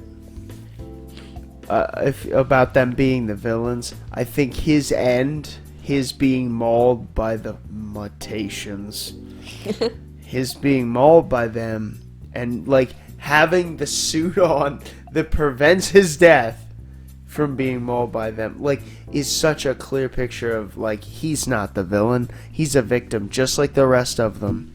He's just a stronger victim, that's it. And so, like, and that moment in the first book where Katniss says something, like, he, like, mouths, like, please or something to her, and she shoots him. It's like such a meaningful moment, I think, because it's made clear that he too, even the most twisted of our contestants, is still a kid, a victim of this system. Yeah, and like with that, like within that, like even if we want to talk about like the sadism that's like seems to be prevalent amongst the careers, is like, is it something that I could personally do? No, but if you think about it, it makes sense for what they're like raised to do. Is because you want to come off as a threat. Oh yeah, you don't want people to come against you. You don't want people. So of course you're gonna, like, not only do they have the skills to back it up, but like you want to front a little bit to keep people from coming at you, and you want to set a precedent. And they have. It essentially protects their district that, you know, avoid the careers. Like, and you trump that up, and then so it doesn't matter, you know, even, you know, Thresh, we know, is big and strong from the work that he does, but he goes off on his own to, like, hide, essentially. He doesn't actively engage the careers. Like, he knows to be on guard. Yeah. So, like, even that, you can, like, explain it within, like, they did what it take. They chose what they knew would get them sponsors, because they also learned people like the bloodthirsty character. You learn later on, Elbaria gets her teeth filed because it's appeal to the capital. So you do what it takes to survive. You make yourself look like a threat. You do things that you know appeal to your audience. Like, he's just his own tragic villain. Yeah, it's just sad. Yeah, those were the only characters I wanted to discuss specifically. Is there any other characters that you had something that you did want to say about real quick? I guess not quick. However long you want. I don't know, not really. I think I kind of got into anyone that I wanted to, especially like as we talked about the other characters. If there was someone that related, I kind of brought them up. Yeah. Yeah, I mean, I think the characterization overall in this is very good, very deep. For sure. And fleshed out, and really fleshed out well. And like you said, some of the minor characters aren't as fleshed out as well. But I really, even a lot of them, I think you can see a deeper side to even some of the minor ones, which I think is really impressive for any story, you know, to be able to do. So that does bring us to the culminating question of the character section, which is, Shania, who's your favorite character in the Hunger Games? Peeta. Peeta Mellark did it for you, huh? That makes sense. Any specific why other than what we've already said? We've said a lot about Peeta. We don't have to go. I mean, I could treat everyone to another hour on Peeta, but I think we'll just suffice to say, rewind the podcast, give it another listen, and you'll pick up all of his best points. Yeah. So my favorite character is Cinna, ironically, since you called him minor. And he is a minor character. But, yeah, all the things I said before. He really impressed me all throughout the story. And so, yeah, he's my favorite character. If I ever read or watch it again, maybe that won't be true. But as of right now, he's my favorite character. But that ends our character section, which does bring us into the setting of this story. So, Shania, how do you feel about the setting? Honestly, I don't know that I take the time to process setting like a ton. Like I think that she paints the picture very well. I have a very good feel for where they are. Even it was kind of fun like once I learned, cuz I don't know if on my first read through I knew that understood like Panem was supposed to be like America just like dystopianized. The fool. Make that a word. But then it was like fun afterwards, like piecing together like where the districts corresponded on the map, like that kind of vibe. So I think she paints her settings well. The arenas were intricate and very fun. Fun in like a horrifying way once you consider what's in them. Sure. Yeah. But yeah, so I liked the setting. Yeah, I think it's obviously a very tragic setting, but almost infinitely interesting one. So this is, and you kind of hinted at this is a dystopia, right? This Panem is the future of America where you and I live. And actually, ironically, if I'm right, District 12 is the region where you and I live, right? Appalachia. Yeah, so. Yeah. Yes. Which is kind of funny. You know, it's kind of interesting as I'm reading, you know? I don't know if you've ever thought about that, but I'm like, this is kind of around the place where District 12 would be. And so, like, when she's talking about being familiar with certain, like, trees and stuff, you know, like, I can easily picture that just because it's kind of where I've grown up. Yeah. So that's kind of cool to me. But as I was saying, this is a dystopia. And so do you think this is I'm going to say realistic dystopia? And what I mean by that is like can you make the connections about how we got here? I mean, I don't know. And sorry. Go ahead. They don't really spell that out for us, but yeah, what do you have to say? Yeah, so I was like basically say like they don't say how we got there. I don't think we ever really get what the fallout was. But I mean, as we all know, when catastrophic events happen, like if they're like chaos, you search for security. So you know if this big event happens, you're gonna rally around the people that you believe are the strongest and can get you through it. And if you have good charismatic people, you have a good system there, like then you develop the district, you cordon off the sections and you just take control. And I think once that's set up, probably through like innocuous means, then it's easy to start cutting off supplies and rationing items and things like that then take these areas from being cared for by you to being controlled by you. So I think it's pretty plausible. I mean, obviously the advances in technology seem a little insane when paired with, like, the nature that something happened to, like, to make Panem what it is, in terms of how it is, but then we have all these, like, crazy technological advances. So I guess maybe that strikes me as a little off, but I just kind of ignore it. It's actually, that's one of the things that I think is kind of compelling. We see a lot of technological things that we can't do even in our day, 2023 here.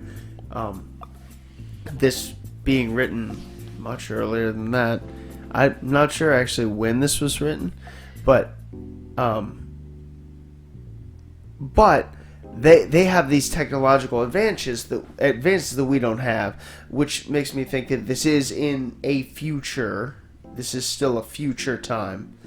But what I kind of like about it is that you don't see any of that in District 12, in a lot of the other districts. it's centered around the capital, which is realistic in a society that's doing this, that's draining the resources of most of its land and population into one central population. It would make sense that that part would have all the advances in the world. True.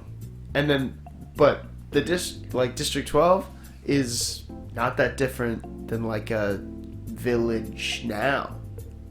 You know, that kind of makes sense to me. It was interesting for sure. I really, one of the setting things that I really like is how the arena for the first Hunger Games and the Court of Quell changes, right?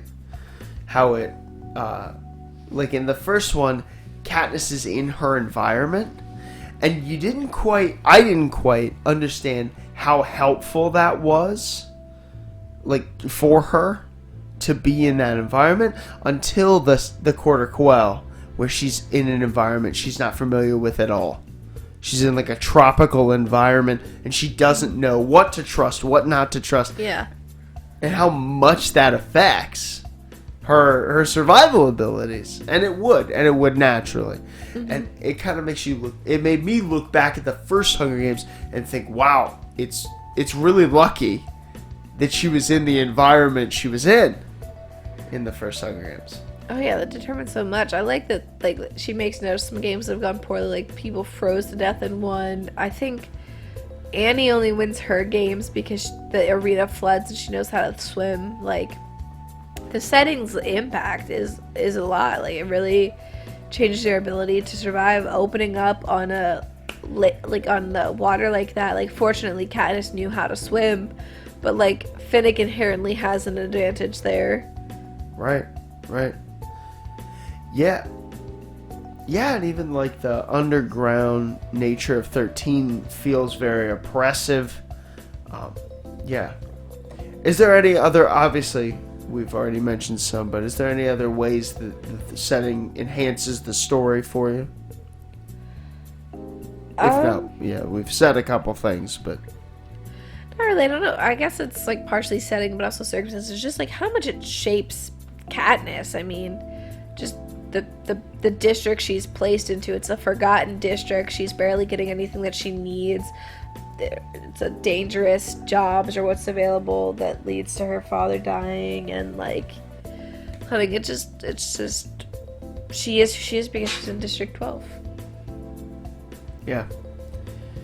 So I have a huge burning question about this world, and that's that if I'm to believe this is a dystopian future, what's happening to the rest of the world? Like, I know we're a little egocentric here in America, right? But I have to imagine that there are other nations throughout this world that the story takes place in doing things differently.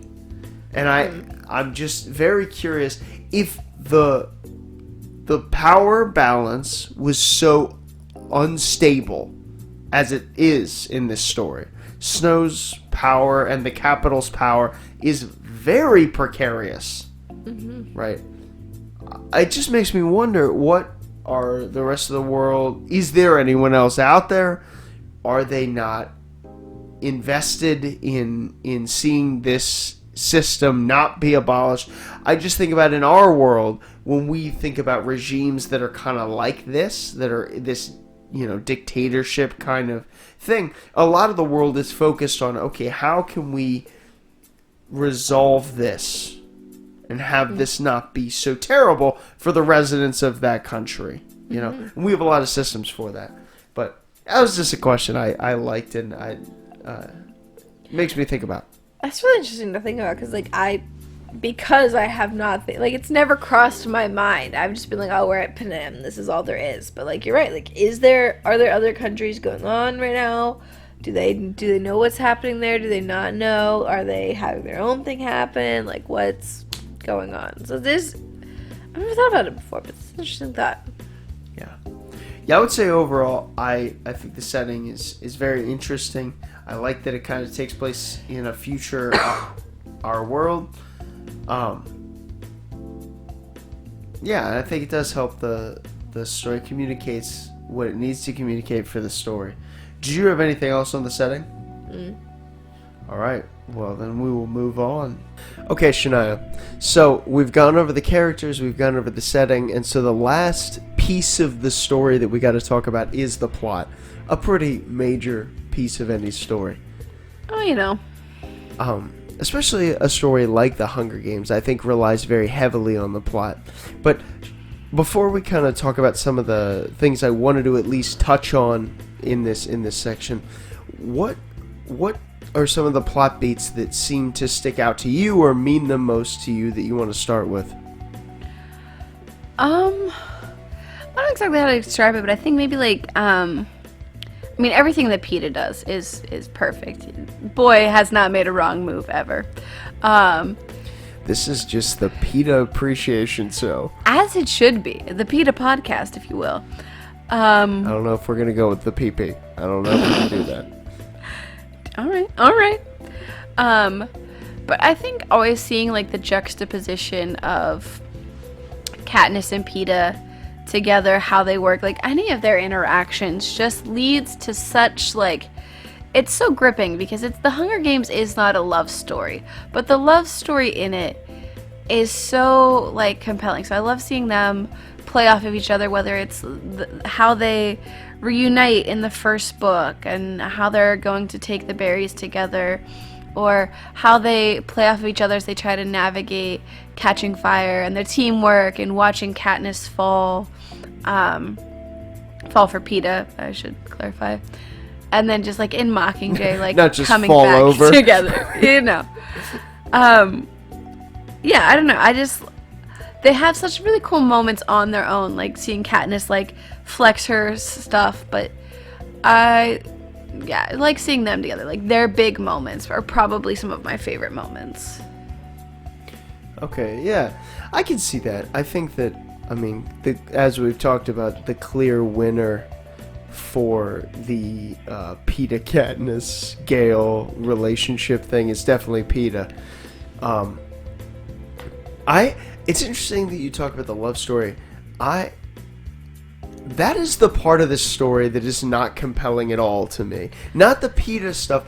I think the things that you were talking about, like the berries and all of that, is compelling. I think that if it was just Peeta and Katniss, right, and her slowly coming to understand that this boy cares for her an immense amount, and that actually changes her perspective of him, I'm fine with all that. I'm good with that. It's the weird triangle thing. Anytime this story talks about that, I was like, oh, can we just get back to something that's like dramatic and cool? Like it was hard. That was the part of the story, the only part of the story I'll say, that was difficult for me to get through, were some of those chapters where we're just spending time dealing with that. Right, and I get that, and I think that's like what I'm like, kind of goes to my point where I'm saying like The Hunger Games is not a love story. So when we try to make it that, you'll notice I ruled Gale. I mean, let me be clear, there are some cool Gale Katniss moments. There are, I can't lie, but give me one cool Gale Katniss moment. There's two that come to mind, and it's really just like their synergy, like the way that they work together. And so where she hears a strange noise that she wants to investigate, and the guard is not going to let her through, and they kind of like quietly signal each other, and Gale like takes the guard out while Katniss pushes forward. That's a really cool beat. And then when they are in District 8, I believe, District 10, they're visiting the hospitals, and there's a Capitol bombing, not balming. That's 8. I'm almost positive. Yeah, but so they're there, and whenever these hovercrafts are materializing, they're in a V formation, and Katniss says geese, and they immediately understand what that means and fall back to their hunting system of how they target geese so as to most efficiently take on these hovercrafts. And I think those are cool because those are reminiscent, or those harken back to who Katniss and Gale were before the games. That partnership, that friendship, the person that Katniss wants and needs Gale to be. But Gale tries to make it about the love story. His jealousy is so annoying. Oh, it's unbearable. And it's unbearable. it's painful because I think what gets me is, I'm not saying it's wrong that he has feelings for her. I'm not saying it's not hard for him to like watch her like love someone else or care for someone else.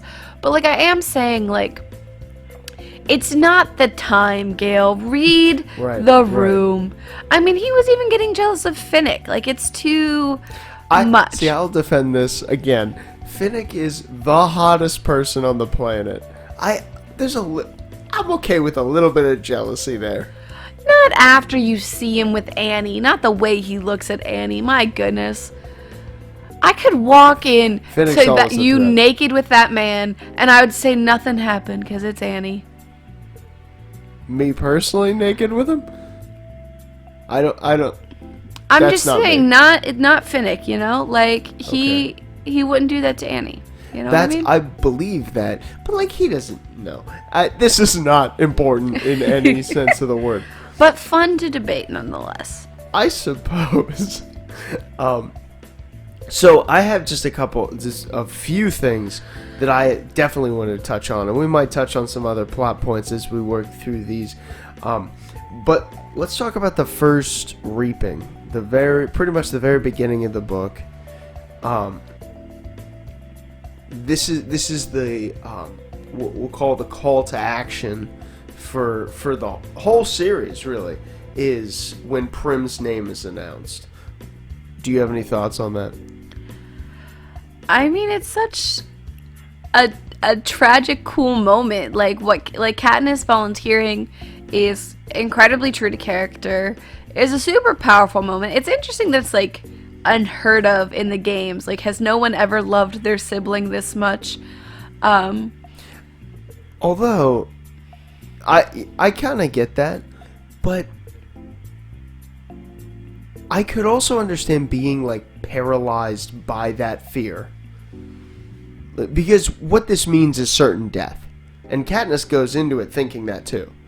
Nobody from 12 thinks they're gonna make it out alive.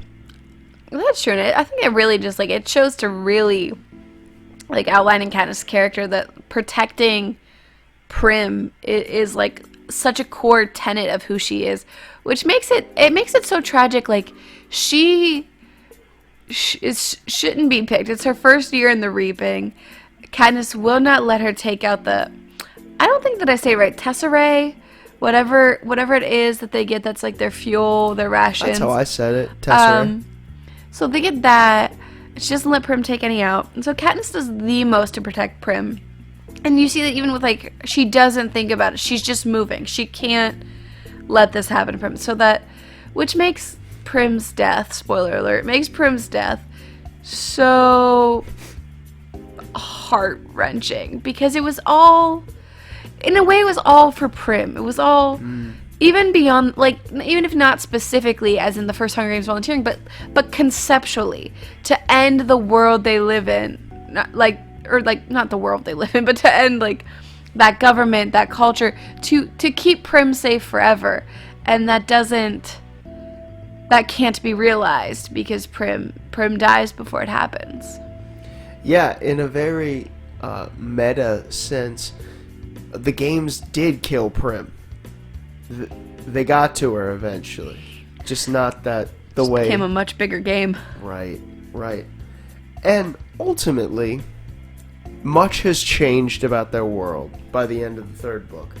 A ton has changed about their world, and I think we would agree probably positively, at least as we see it. Yeah, for sure. So, I mean, there is good that happens due to this, and if Katniss didn't volunteer, none of that most likely would have happened the way that it did, at least, right? But it is a tragedy. I would classify this story as a tragedy because of Prim's death. Because ultimately, the games do take her. Yeah. Yeah.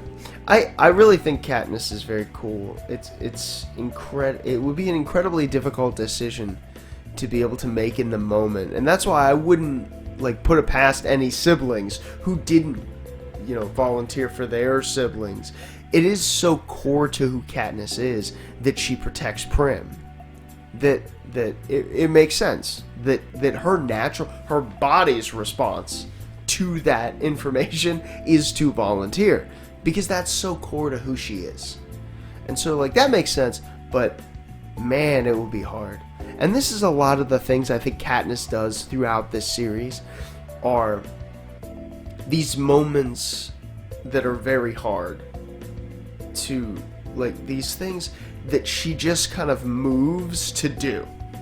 She's not, we're in her head because of the perspective of the book, but it's not these things she doesn't like run through in her head. She's not thinking about this. She simply acts many times, and it's super inspiring because this is core to who she is, and she's just acting out of that.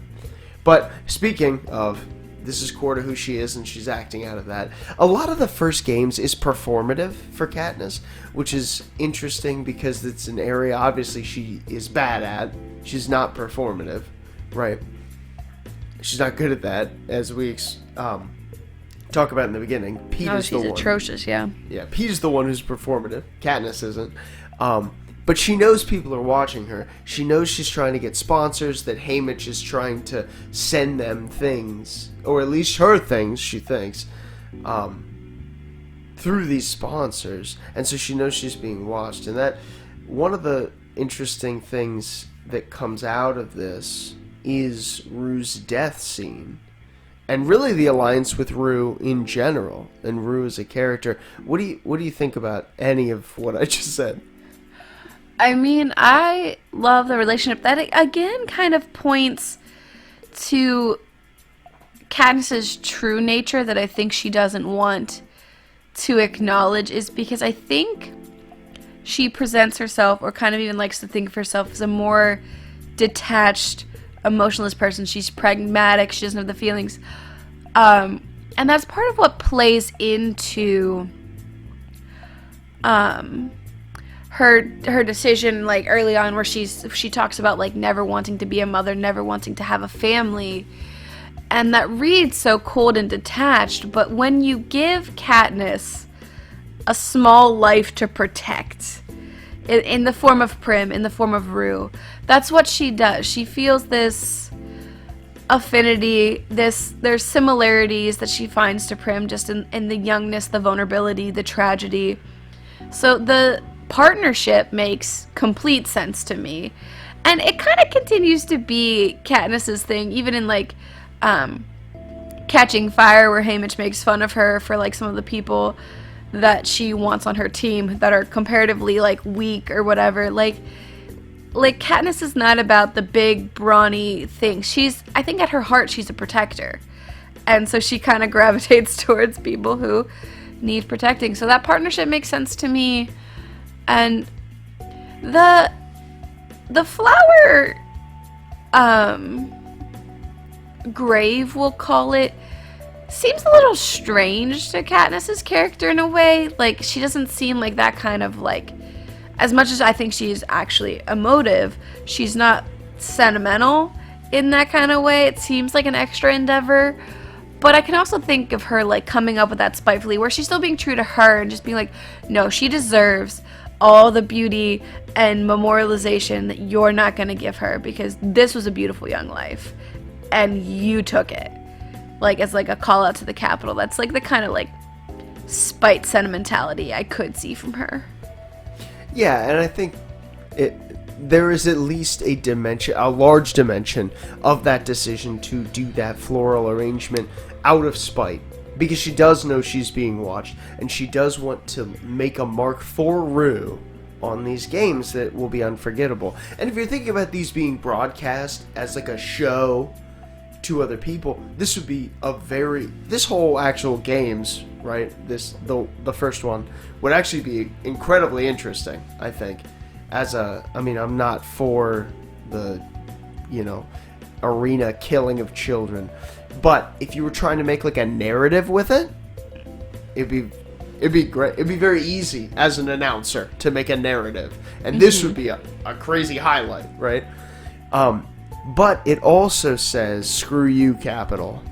This was valuable, and I'm going to take time to like present it that way, even though that doesn't make sense for me to logically do." Which is, yeah, I think it just betrays that Katniss isn't clinically logical. She is caring. And she's not dumb, but at the same time, she will sometimes act dumb because she thinks that there's something more important that needs to be done. And Rue's death haunts, I think, Katniss for the rest of the story. This is someone she related with Prim so much that the shadow of death that Rue's death causes follows her, and she really feels that. I mean, we see in Catching Fire when they go back to the districts and they get to District 11, right? Yeah. Where Rue's from. I think so. And they see the family and everything, and they have to give those speeches. How like impassioned, like how deeply that this has affected her. Not just Rue even in that instance, but even Thresh, who spared her towards the end of this game, and how deeply that's impacted her, and the bread that they sent after Rue's death. I really like that. It's a really cool moment. It's a very emotional moment, I think, in the story too. Yeah, Rue's death is definitely its own like ripple through in like the District 8, or not District 8, but what district is District 8? Why do I feel like District 8 is actually District the right 8 one? is where the hospital was. Yeah, it's where the president at the end. Oh, what's her name? That we saw fighting. Oh yeah, that leader. It's where she's from. Yeah, I don't know. I keep wanting to like. Maybe Wait, that's why. Where's she from 2? She's from 2, isn't she? I think she's from 2. She's a crust. Victor from 2, isn't she? Wow. It's almost like I've done no research for this podcast that's going to be like 3 hours long.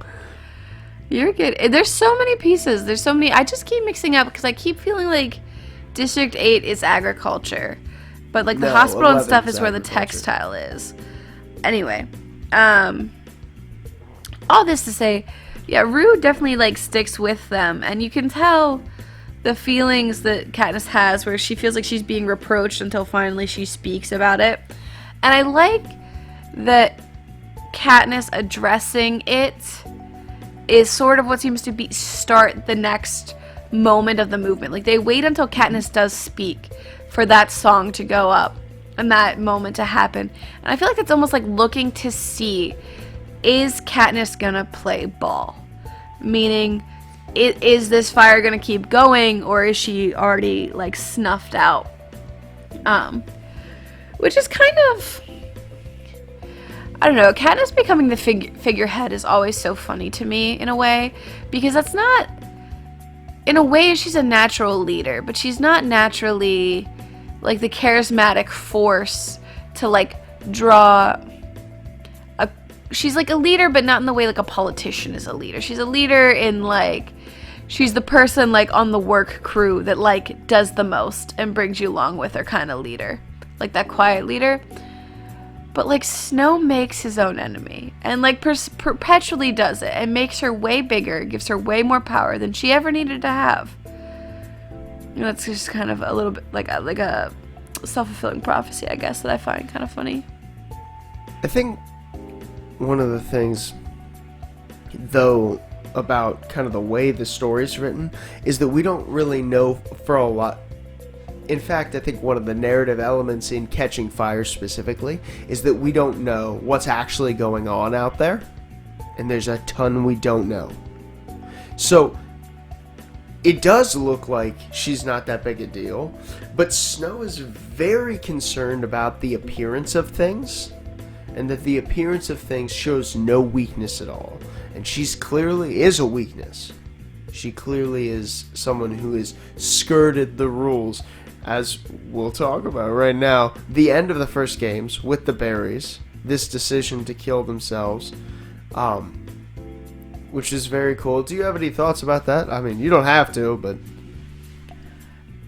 about like specifically like the Barry moment, or like the behind the scenes, like the perspective piece? We'll start with the Barry moment, and then we can kind of flow into, because I also want to talk about that first confrontation with Snow in Catching Fire. So we'll start with the end of the games, end of book 1, and move into the beginning of book 2. So the ending of book 1, I think it's sad to me in just the sense, like, Katniss is making a calculated move. Like, it's both, like, she can't bear to kill Peeta because, like, I think she does have some affection for him that she hasn't started to understand. She does understand the loyalty of the districts and, like, that she couldn't live with that. But she's also hoping. She does feel confident, and this is where it does feel almost like it is a rebellion against the Capitol, is that she's like, they're not gonna let me do this, and is like testing that out. But I think the sad thing there is, like, for Peeta's perspective, and this hurts my heart every time, is Peeta just thinks he won. That somehow, in fact, going into the Hunger Games with his crush did actually improve his chances of winning his crush and being with her. And so for him, she loves him. She's fallen in love with him. And this is like a Romeo and Juliet level suicide. And that's not what it is. And whenever they talk about that, whenever the reveal comes, I don't think that comes at the end of book 1. No, it does. Yeah, it does. Is it in book 1? The last thing they say. Okay. Because once that's revealed and they have the conversation, he's like, he first asks her how much of it was real. And then I feel like he almost can't bear to know that answer. And so he rephrases to the more palatable, how much of it is left, or how much of it will still be there. Yeah. Basically to say, can we move forward as what we are now?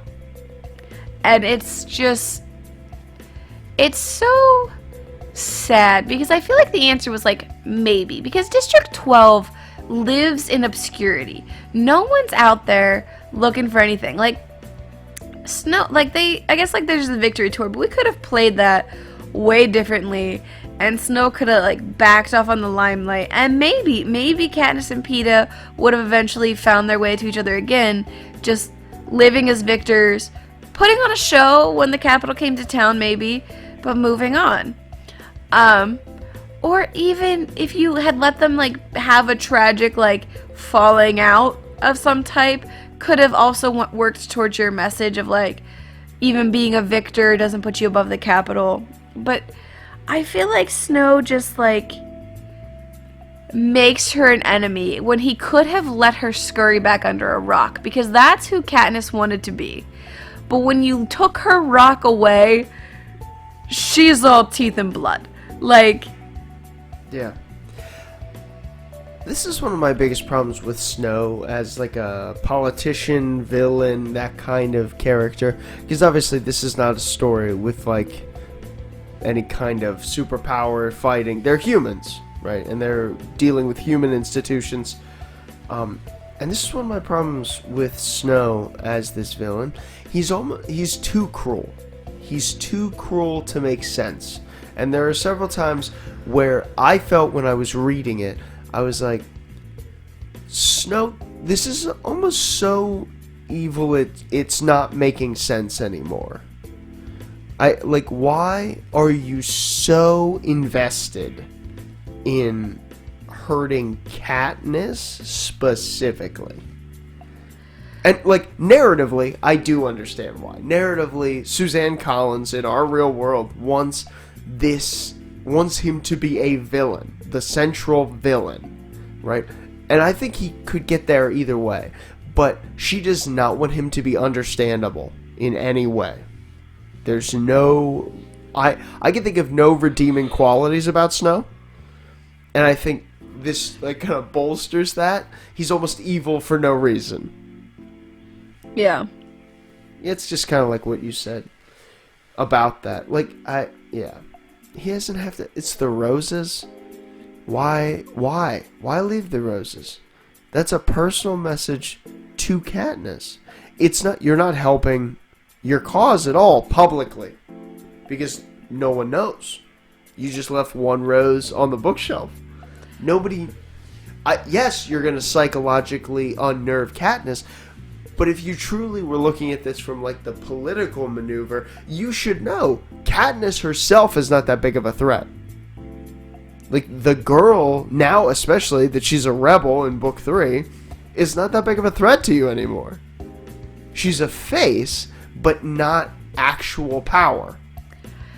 Yeah, but I think that's like the thing is he understands, and this is like the part where I think he's like cunning, is understands the power of a spark and understands the power of the flame, and that's why, like in the district, when the guy shows his support of Katniss, they immediately kill the old man. And, like, and it's and I get that. Yeah. And I think it's like one of those things where it's almost like, I don't know if this analogy tracks. I'm not really, I'm not a firefighter over here. But I feel like it's like when you see a fire and you want to smother the flame, like if you don't throw that blanket down just right, you're just creating more fuel. Yeah. No, I get that. It kind of like you said earlier, it does feel like he's hyper fixated. Yeah, and I don't know if this is answered in A Ballad of Songbird and Snakes. What you come to know is that Snow was a mentor in the 10th Hunger Games, perhaps? Very early on. It's like the first time mentors happened and they were capital citizens. And he mentored the female tribute from District 12. And there was like a romantic thing there, and there was a big betrayal thing there. So I don't know if he's got some kind of like, I don't know if Suzanne Collins sort of had this in mind when she wrote The Hunger Games, or if it was something she thought about to like, how do I explain this fixation of like stomping out the rebel in District 12? Well, he's got some bad vibes from District 12, had a whole thing with a lady there. Which sounds like a petty, silly thing, but it's also kind of like the vibe of the Capitol is petty, silly things sometimes. Well, for sure, I think that the vibe of the Capitol is petty, silly things. That's a great vibe for them. It almost makes it a little poetic, though, for me. Now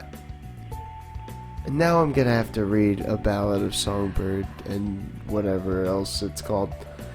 A fun fact for you related to that with this lover thing is the Hanging Tree song that Katniss sings that comes to her mind that she sings on her own, and they end up like videoing it and using it for one of their propaganda pieces. The Hanging Tree was written by that girl from District 12. Lucy Gray is her name. It was written by her about a guy who was obsessed with her that Snow was jealous of. That's simplifying the details a little bit. Ruh-roh. But it feels like its own bit of like comeuppance. Like that song just like makes an appearance again. Yeah. Well, I don't know if you've heard, they're making that book into a movie. I have, and I'm very excited. Yeah, so maybe I'll just see the movie, but I'll probably read the book. The book is always better. Listen, we're not at the medium part yet. We'll get there. We got a little bit more of plot to talk about before we get in there. So, kind of going on into, and I'm going to move through these, but kind of going on into Catching Fire, into the next book.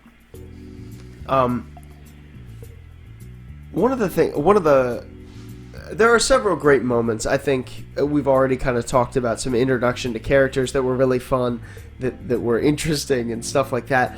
I think that the moment at the interviews where all the tributes stand and hold hands together is like a really cool moment. That's really good. Juxtaposed with the fact that as soon as they get into the ring, blood's going already.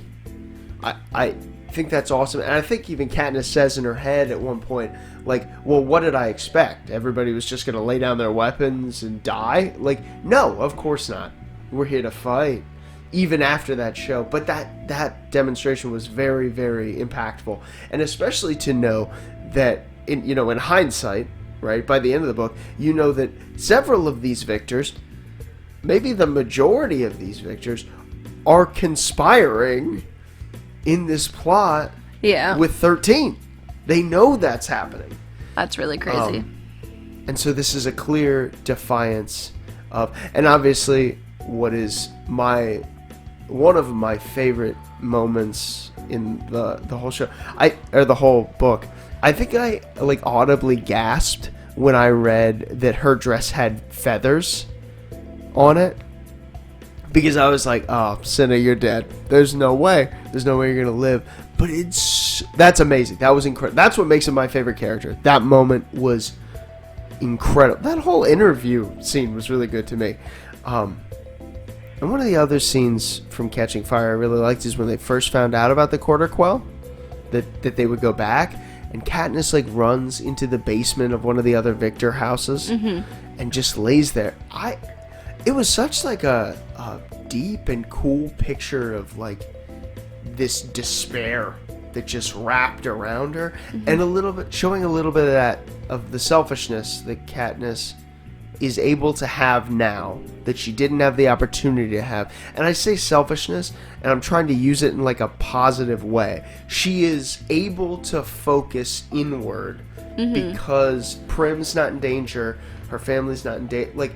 She's in danger, and she's able to feel that a little more, and we get to see this great display of that, which it was a hard chapter to read, but it was a really cool. It was a great, I think, depiction of that. I think it goes to and points to her trauma, and I see what you're saying with the selfish thing, where she's taking a moment to think of herself because she's traumatized by it, and I think it's a little unfair because eventually she realizes she's going back in, but Peeta probably is too, or someone else she does care about is going in the ring too. And when she shows up to Haymitch, and he it's so good, kind of comes at her oh, he was here hours ago. But I think it's a difference in Katniss is always geared towards survival. Peeta is always geared towards thinking of others, and now specifically geared towards thinking of Katniss. But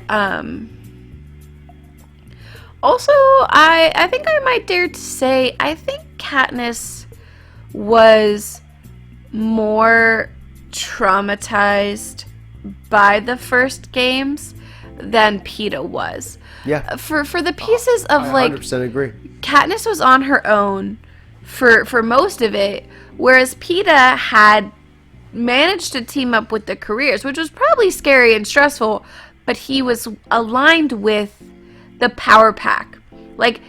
He was actively not being hunted by the hunters. So that's automatically he is shifted from prey to hunter, which is a whole mental shift.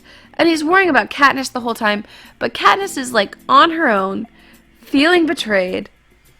She watches a little girl die. Yeah. That can't be fun. And it's unclear who or how many people Peeta may have killed, but Katniss has blood on her hands. That she's got to cope with. So she's got to cope with seeing murder firsthand, murdering, and then when she's reunited with Peeta, she's got the graphic horrors of stuff that she doesn't have a stomach for. Yeah. And she thinks he's gonna die.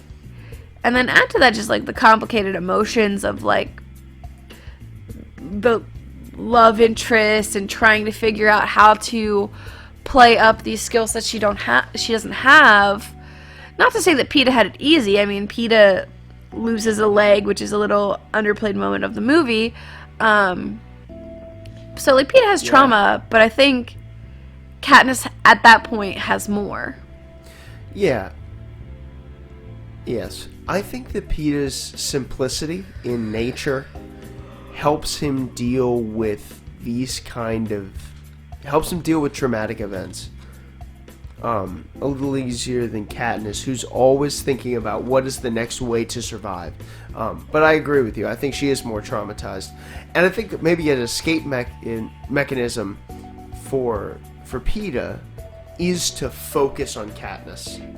And okay, I'm not gonna think about the fact that I'm absolutely gonna die at the end of the year. I'm gonna focus all my effort on how to get Katniss out. It almost serves as a distraction from your own imminent peril, which you're a part of. But for Katniss, there's no choice. There's no other option. She's going back into the ring for sure, because there's no other female victor in 12. Yeah. So she's definitely in. I forget if they actually pull like one slip of paper from the bowl. Did they do that? Yeah, I think it 'Cause that says is like Effie like Sick. fishes around for it, as if we don't know whose name's on that plate or on that Gross. paper. Gross. Yeah. Did you have anything from Catching Fire that you wanted to talk about? I don't think so. I think I've been kind of like jumping around as we talk about different Yeah, things. we've been So I've kind of moving through. I think I've kind of hit most of what I want to get to. Yeah, I will say, so then moving into Mockingjay, I'll say, out of curiosity, if you had to rank the 3 books, how would you rank them?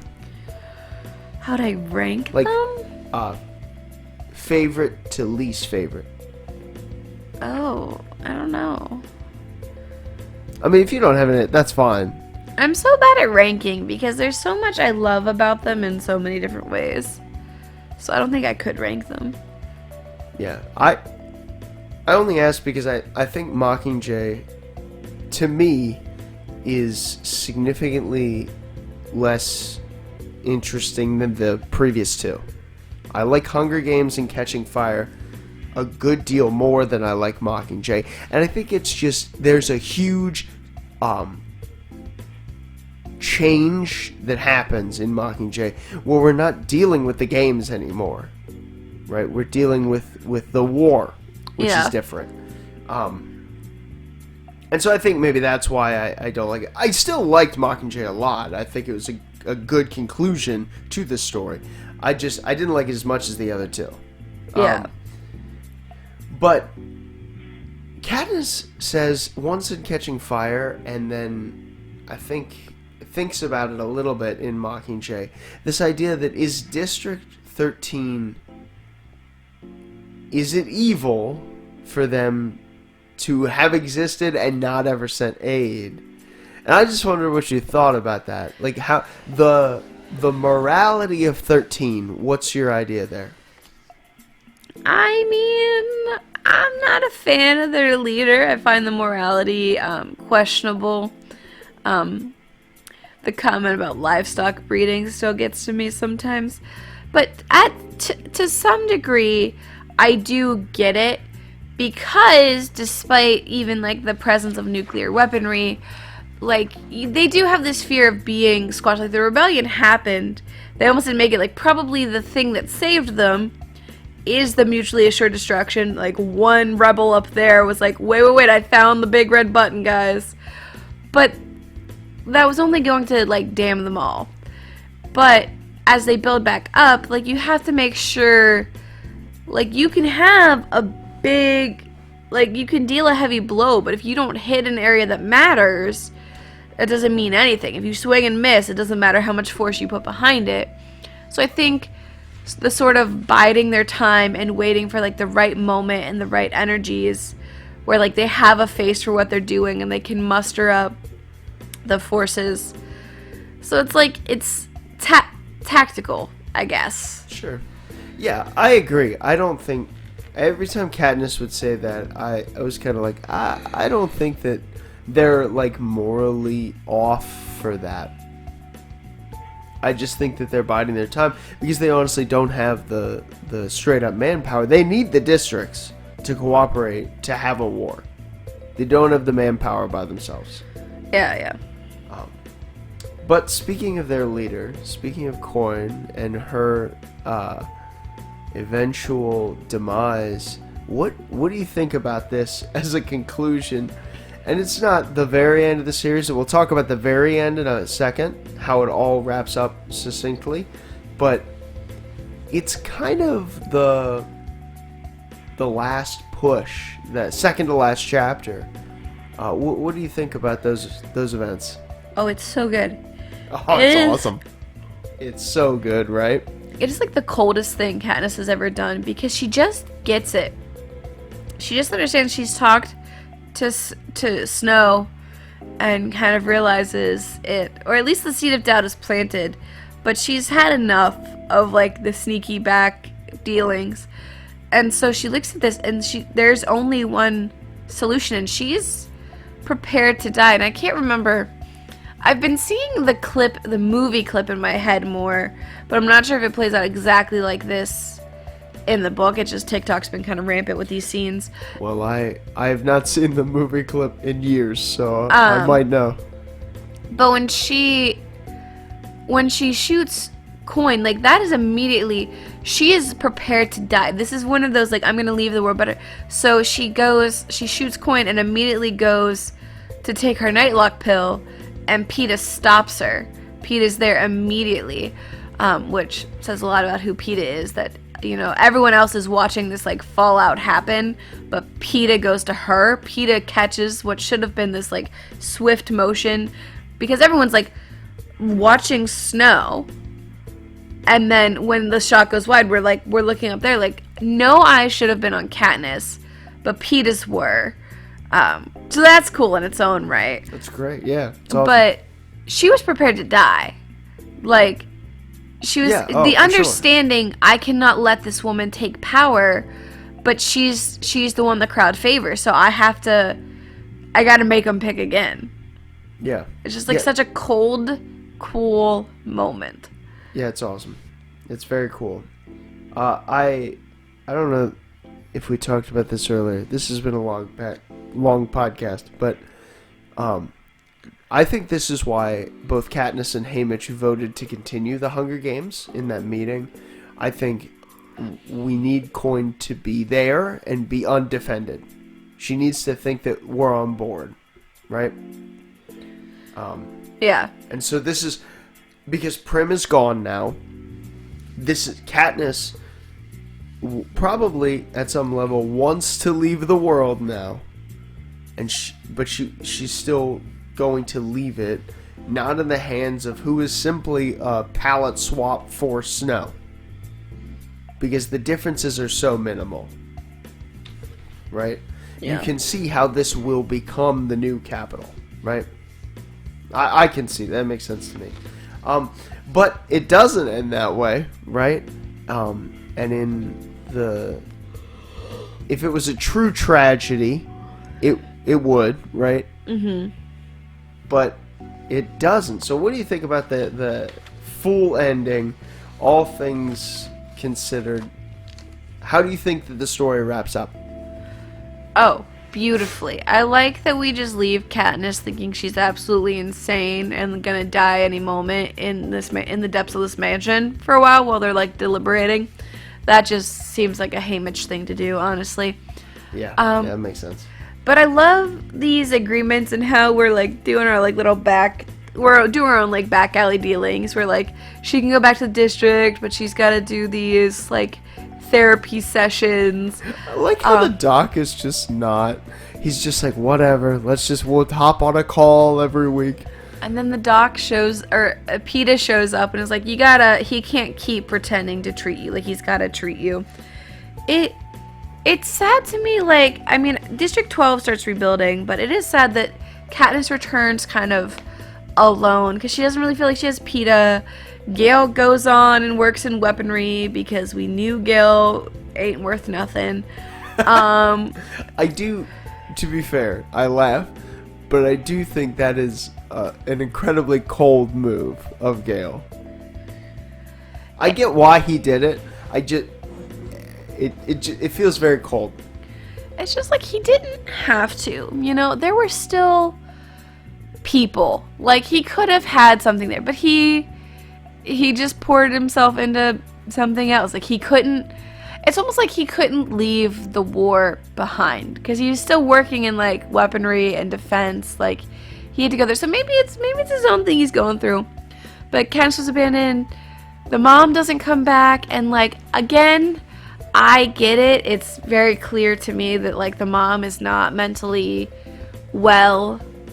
Yeah, sure. And so the loss of her husband and her daughter with this district is like, I get it, but like Katniss is like alone. Then Peeta comes back, and it is so beautiful. Like, she says something like, just like the way Suzanne Collin writes it, the way she gets into it, like, where they like slowly grow back together, and then like talks about the relationship, and like the real or not real thing comes into play. Yeah. And it's just like, you could probably write a whole love story on whatever that chunk of time is where she and Peeta grow back together. Oh, sure. And that's just like beautiful. The epilogue is perfect. It shows. Yeah, you like that? You like the epilogue? Okay. I love the epilogue. I love that they I think it's true to, as I kind of talked about earlier with the Rue situation, I feel like it is true to Katniss's character to have children. Like, she was afraid to. Yeah, I agree. Because of what the world had been. But like Peeta convinces her, and I think it's something she always wanted but wasn't going to let herself have because of circumstances. But the circumstances have changed. She's changed them. So that's really good. I like that. I like that they're making a book to record everything. Oh, love that. The book is precious. The book is an awesome idea.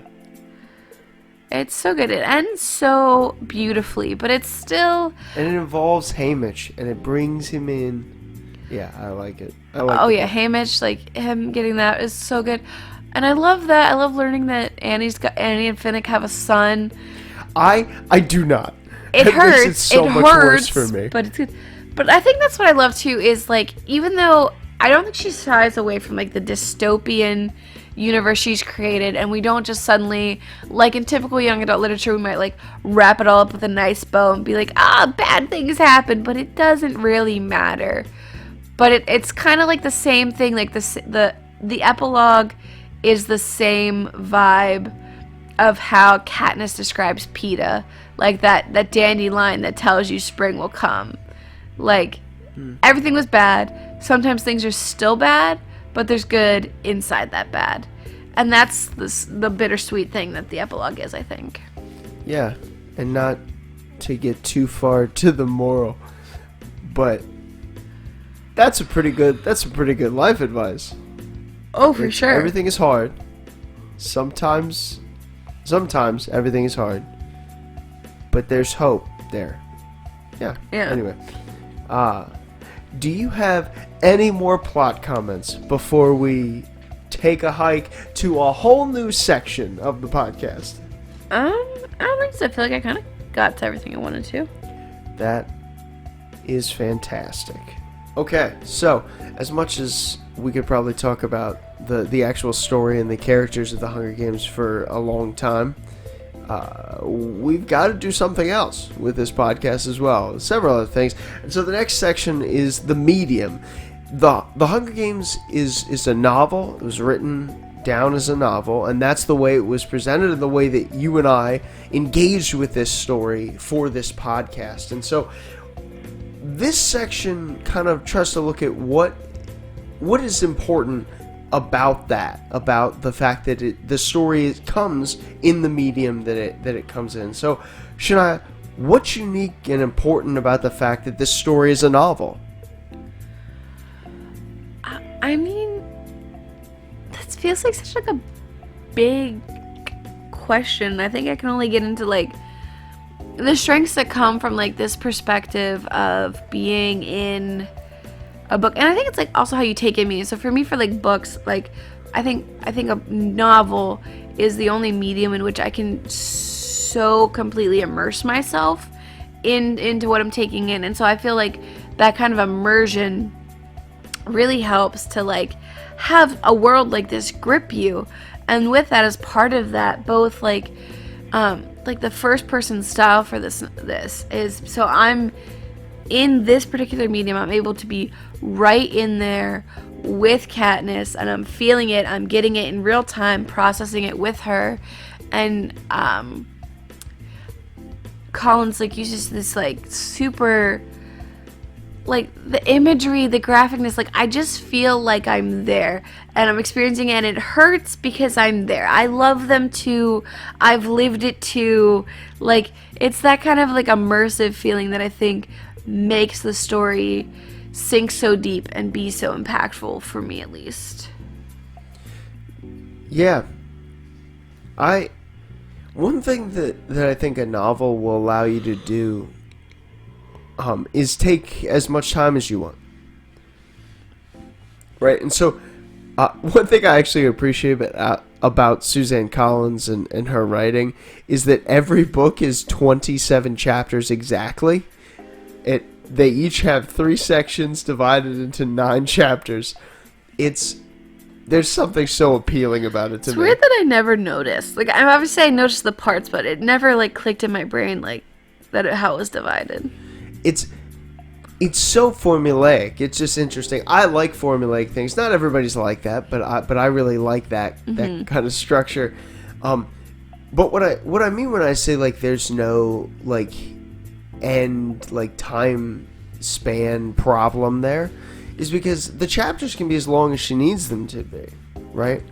I'm sure if you looked at the books, they would be pretty similar page count, but probably not exactly the same, even though they have the same chapter numbers, right? And so she's allowed to kind of invest in this world and show us some things at a slower pace sometimes that I think is vital for unfolding this story in such an impactful and meaningful way. I mean, that whole scene we talked about earlier, that I brought up about Katniss in that cellar after she finds about the quarter quell. I mean, in real time, like if you were filming that or something, that's several minutes. Yeah. At most, right? Otherwise it'd be terribly boring. But she spends almost a whole chapter down there with Katniss. Because you can dive into what Katniss is thinking and feeling better. And I think that's one of the reasons first person perspective really works for this too. Because Katniss would be a very hard character, I think, to understand if this wasn't in the first person. I think that we would have a problem with that. But, and, you know, this is obviously much shorter than the other section of the podcast. But I saw, at first, my first interaction with the Hunger Games universe was in the podcasts, right? Mm-hmm. Or the podcast, that's what this is, was in the movies, right? And that was years ago. I haven't seen the movies in years. Before this, I watched about like half or maybe even less than the first Hunger Games movie, right? Yeah. Just so I had kind of some idea about how the movies adapted this content. What do you think about how they adapted the content? Obviously, this is a different form than the one that you and I engaged with for this podcast. But I'm interested to hear what you think about its adaptation. I feel like it's important to know that I'm a movie hater. If there is if it's an adaptation, I am so critical. If you cannot put every page into a movie scene, then I don't want it. But I don't know, I feel like it's just less when it's the movie. Even like when what you're not confessing is whenever you saw it before, you didn't like Katniss. No, I didn't like her at all. Enjoy her at all. Like what was portrayed in the movie. So what you could, and maybe this is a comment on how the movie's made, but I mean even like looking at that, like watching this happen from that like third person limited perspective, whatever assumptions you're drawing about what Katniss is thinking or feeling, like made her not likable to you. But then like being in her thoughts, knowing how she's doing things, watching that play out, that does make a difference there. And I think it's I don't know, I just always feel like books do more, you know? Like I just feel like you can just like, to the piece you said of like having more time, like going more slowly, like I feel like you can just put more into a book. And when there's a movie, they always cut out something I love.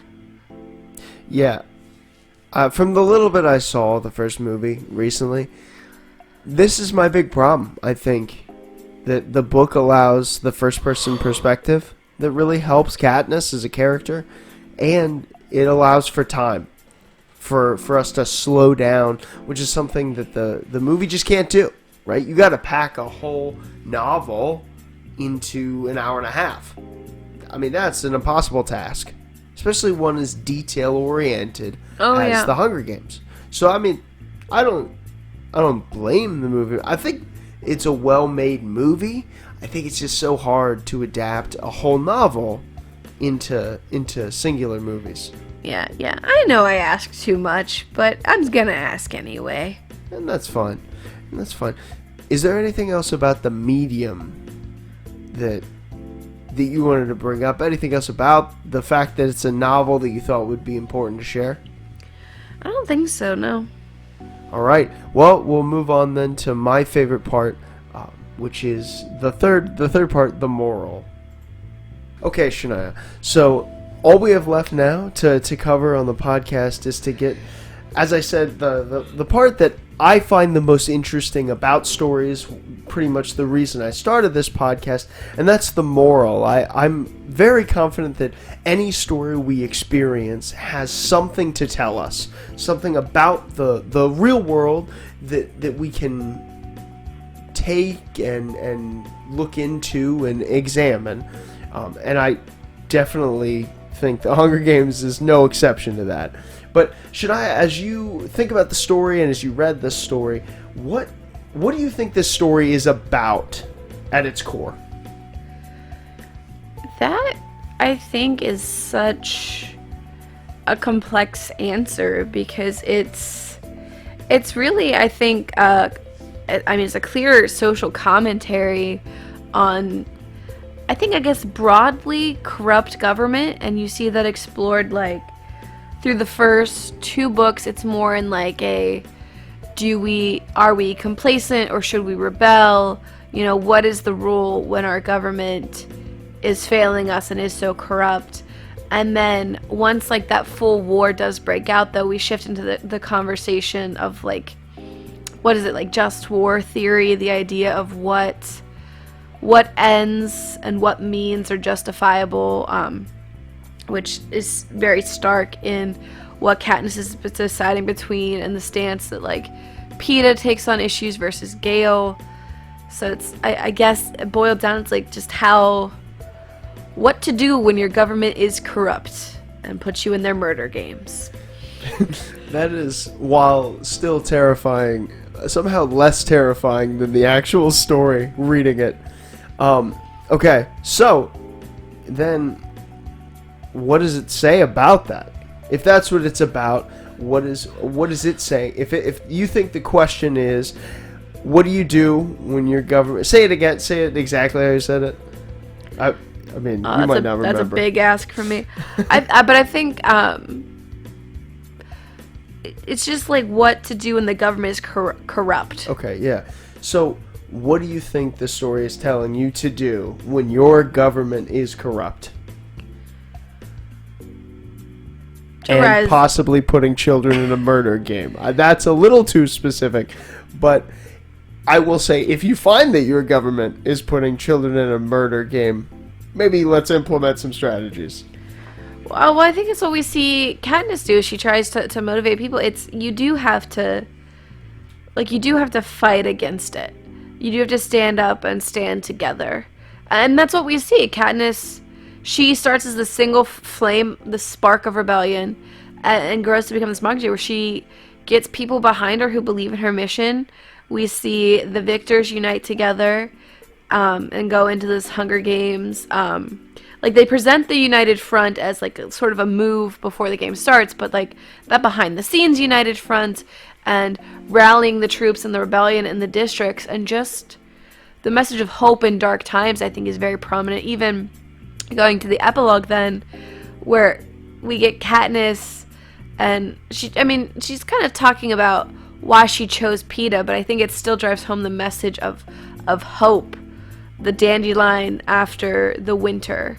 Like, there is hope, there is new life. So yeah, I think it's you have to fight. It's worth it. There are things worth fighting for.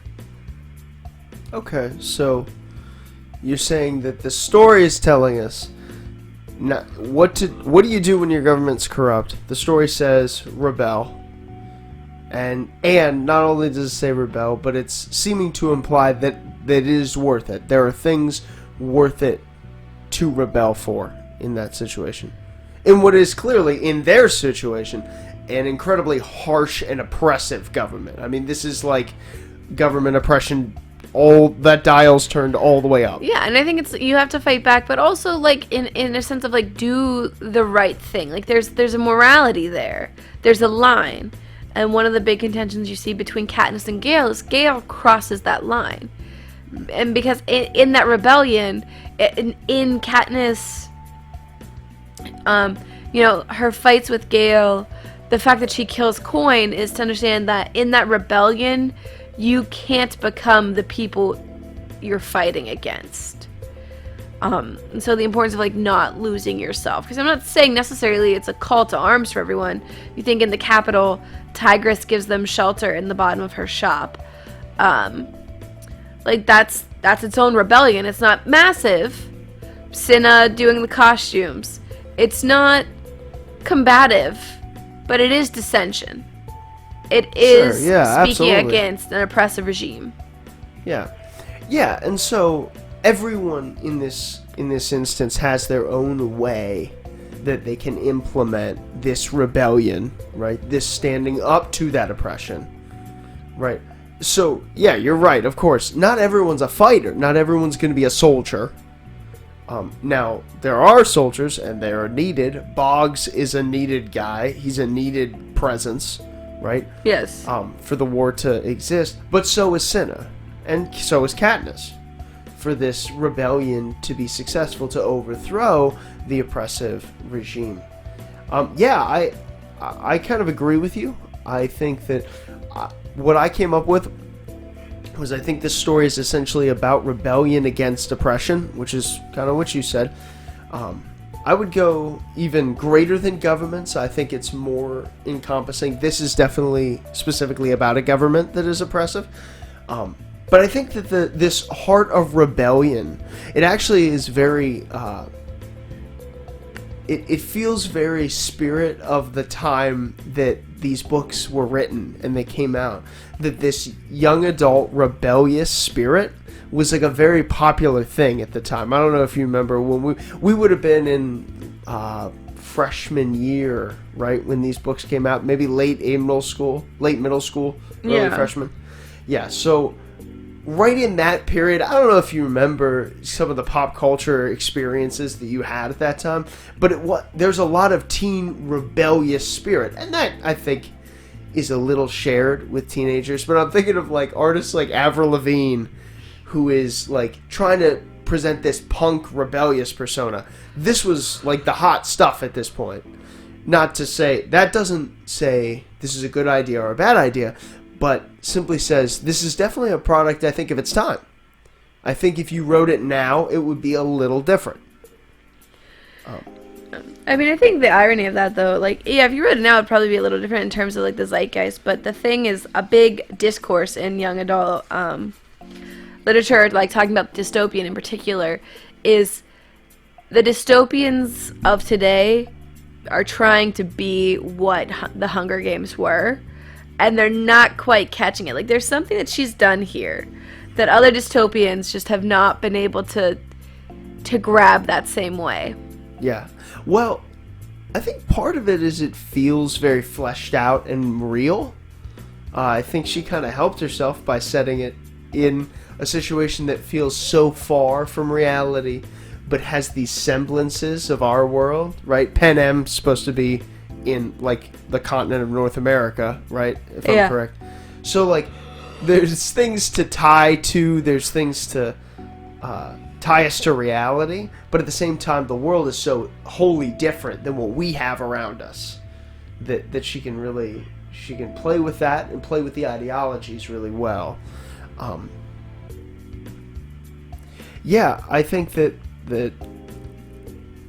the answer the story gives is certainly fight, and it's worth it. It's worth it to fight. And I love what you added, where you said, you talked about how everyone does it differently, right? Tigress hides them in the shop. That's her fight. And I think the story affirms that's a great fight. I think Cinna's the best example of that, right? His fight was to design those clothes. His fight was to present Katniss as this beacon. That was his fight.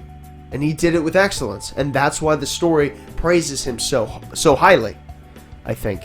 But that will then lead us to say, okay, if that's the answer, do we think that's a valid answer for real life? Do we think that's an answer that we would agree with? If someone said, Shania, what do you do? What would you do, under oppression? What's your answer? Do you think this is a good one? I do think this is like the good and correct answer, but I have to say, I think, a little bit of self-awareness is my line for how oppressed I would have to be before I started rebelling is probably too far. Like, I've let them start a Hunger Games before. I'm like, whoa, guys, we should talk about this. I mean, maybe not quite that far, I would hope not, but like, I feel like I would let myself be complacent for far too long. I feel like that's just kind of something I know about myself. Well, that was true even about the people in this story. I mean, Katniss grew up for 16 years. Yeah. Before she even entered the Hunger Games, and even pretty much, I think, throughout the first and maybe like a lot of the second book even, I don't think rebellion is top of her list. Survival's the top of her list. She doesn't really... in the first book, she doesn't really know Snow. Like, he's not really an enemy, a personal enemy for her. That doesn't happen until the second book, where she can then develop that animosity. So, she's not that... She isn't looking for rebellion. She's not looking to overthrow this system. She's kind of pushed into that. And that's... we've talked about that even earlier in this podcast. How she's kind of, made to be the Mockingjay. Even though maybe it doesn't suit her very well. But... yeah, I think when we face rebellion, or when we face opposition, when we face oppression, that you're right. There's a scale, and we have a very hard time, I think, as humans, deciding at what point on that scale rebellion is an option, right? Because I think, on the whole, society is great for us as human beings. We thrive because we're a species that is able to come together and to work on things as a unit. And if we didn't do that, we would get nowhere. I mean, we've been able to accomplish incredible things. I have indoor plumbing. This is a relatively new thing when you think about the whole existence of the planet. But we can only do that because we decided, you know what? This is worth it to come together and to work together. So societies is a good thing. That's a great gift. Yeah. And so that's where that rub comes in, right? But societies are run by people, and people are corrupt, right? People twist things to their own advantage, just as much as they need each other to work together for good things. Yeah. They twist things, and so oppression begins, and we've seen that all throughout history, right? And so it's hard to decide what is the line for rebellion. I think in that way, this world actually has it's very clear. This should be the line. They are clearly on the side of we need to overthrow this government because they are very, very oppressive. Yeah. So it's easy. That decision is easy for them, and I think the book doesn't necessarily touch on it, but I think as far as the answer to when you're under clear and persistent oppression, what's the answer? I think it's a correct answer to say you need to rebel. There needs to be a pushing back, and that looks different depending on the situation, right? I think we have many examples of great people throughout history who have rebelled in ways that have avoided violence and that have even been effective, that we can take from. But there are also rebellions that have been violent, but that have produced the result that they needed to produce, which is the freeing of their people, and the ability then for society to reconstruct itself, so that we can work together again and we can become what society should be. So in that way, I kind of agree with the book. My asterisk here to that is I am very much weary of beginning that rebellion stage. I think we ought to hold off on that stage as long as we possibly can, because of how good society is, because of how needed it is. Unless you are positive that this can't be fixed, we can't get in there, we can't do some work together as a group and come out with a solution, you ought to try that first, is what I'm saying. And it's only when that is impossible do I think rebellion's an option. Okay, yeah, I can see that.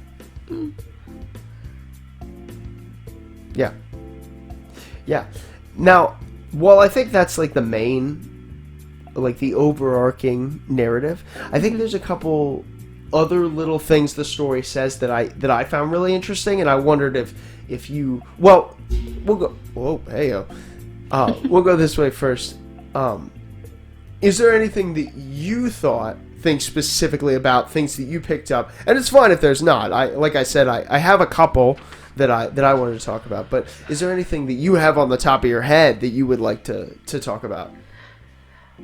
No, I think we got into that with just the big thing, I think, is the commentary on war, and that's what stands out to me the strongest, is the idea of so I guess like rebellion, but then also like the war, and is a war worth it? And yes, it is I think what they resoundingly say. Also, like, I think I like that it's very real about the reality of things. Like, history is written by the victor, and I kind of ironically, victor is like, there are victors in the game, so it's kind of funny that they're at the table there with that. But just that they get to decide what it is. Like, after they've, like, cleared the board, like, you can kind of just reset it and tell a new narrative. But Katniss pushes, and by making this book with Peeta, like, no, we need to remember what's happened. We need to memorialize this. We need to make sure history does not repeat itself. So yeah, it's just alongside the rebellion, I guess, that little bit of like war commentary. Yeah, well, that's one of the things I wanted to touch on, and I should have jumped on this when you said it earlier. I was focused on the rebellion angle, but yeah, I think the third book specifically focuses on a little bit of just war theory, a little bit of like you said, how warfare is done, and what's correct about that and incorrect about that. I didn't feel that the story specifically told me a like pro or con to war itself, outside of should you rebel if you're under oppression. And we've dealt with that question, right? Mm-hmm. And their answer to that is yes. And so obviously their answer to war, is this justified, is yes, right? And I think actually, so one of the first philosopher, theologian, he did both to produce a succinct just war theory is named Thomas Aquinas. And based on his standards for just war, this war certainly fits in there. From the rebel side, certainly this war fits just his idea of what a just war theory is, right? They are clearly being oppressed, and they are clearly retaliating to stop the oppression. Now, sometimes they do things that are war crimes, and that's what's interesting. Sometimes they do a little war crime. Occasionally. The capital is... There's so many war crimes. the capital itself The is not... capital is a war crime. You cannot... Now, part of the problem is District 13 is both the home base of the opposition army and the civilian housing of the opposition. So where's the line on can you or can't you bomb that? Because it's almost as if the entire population is living inside of an army barracks. It's like, I suppose you could bomb that, and it wouldn't be considered killing the civilians.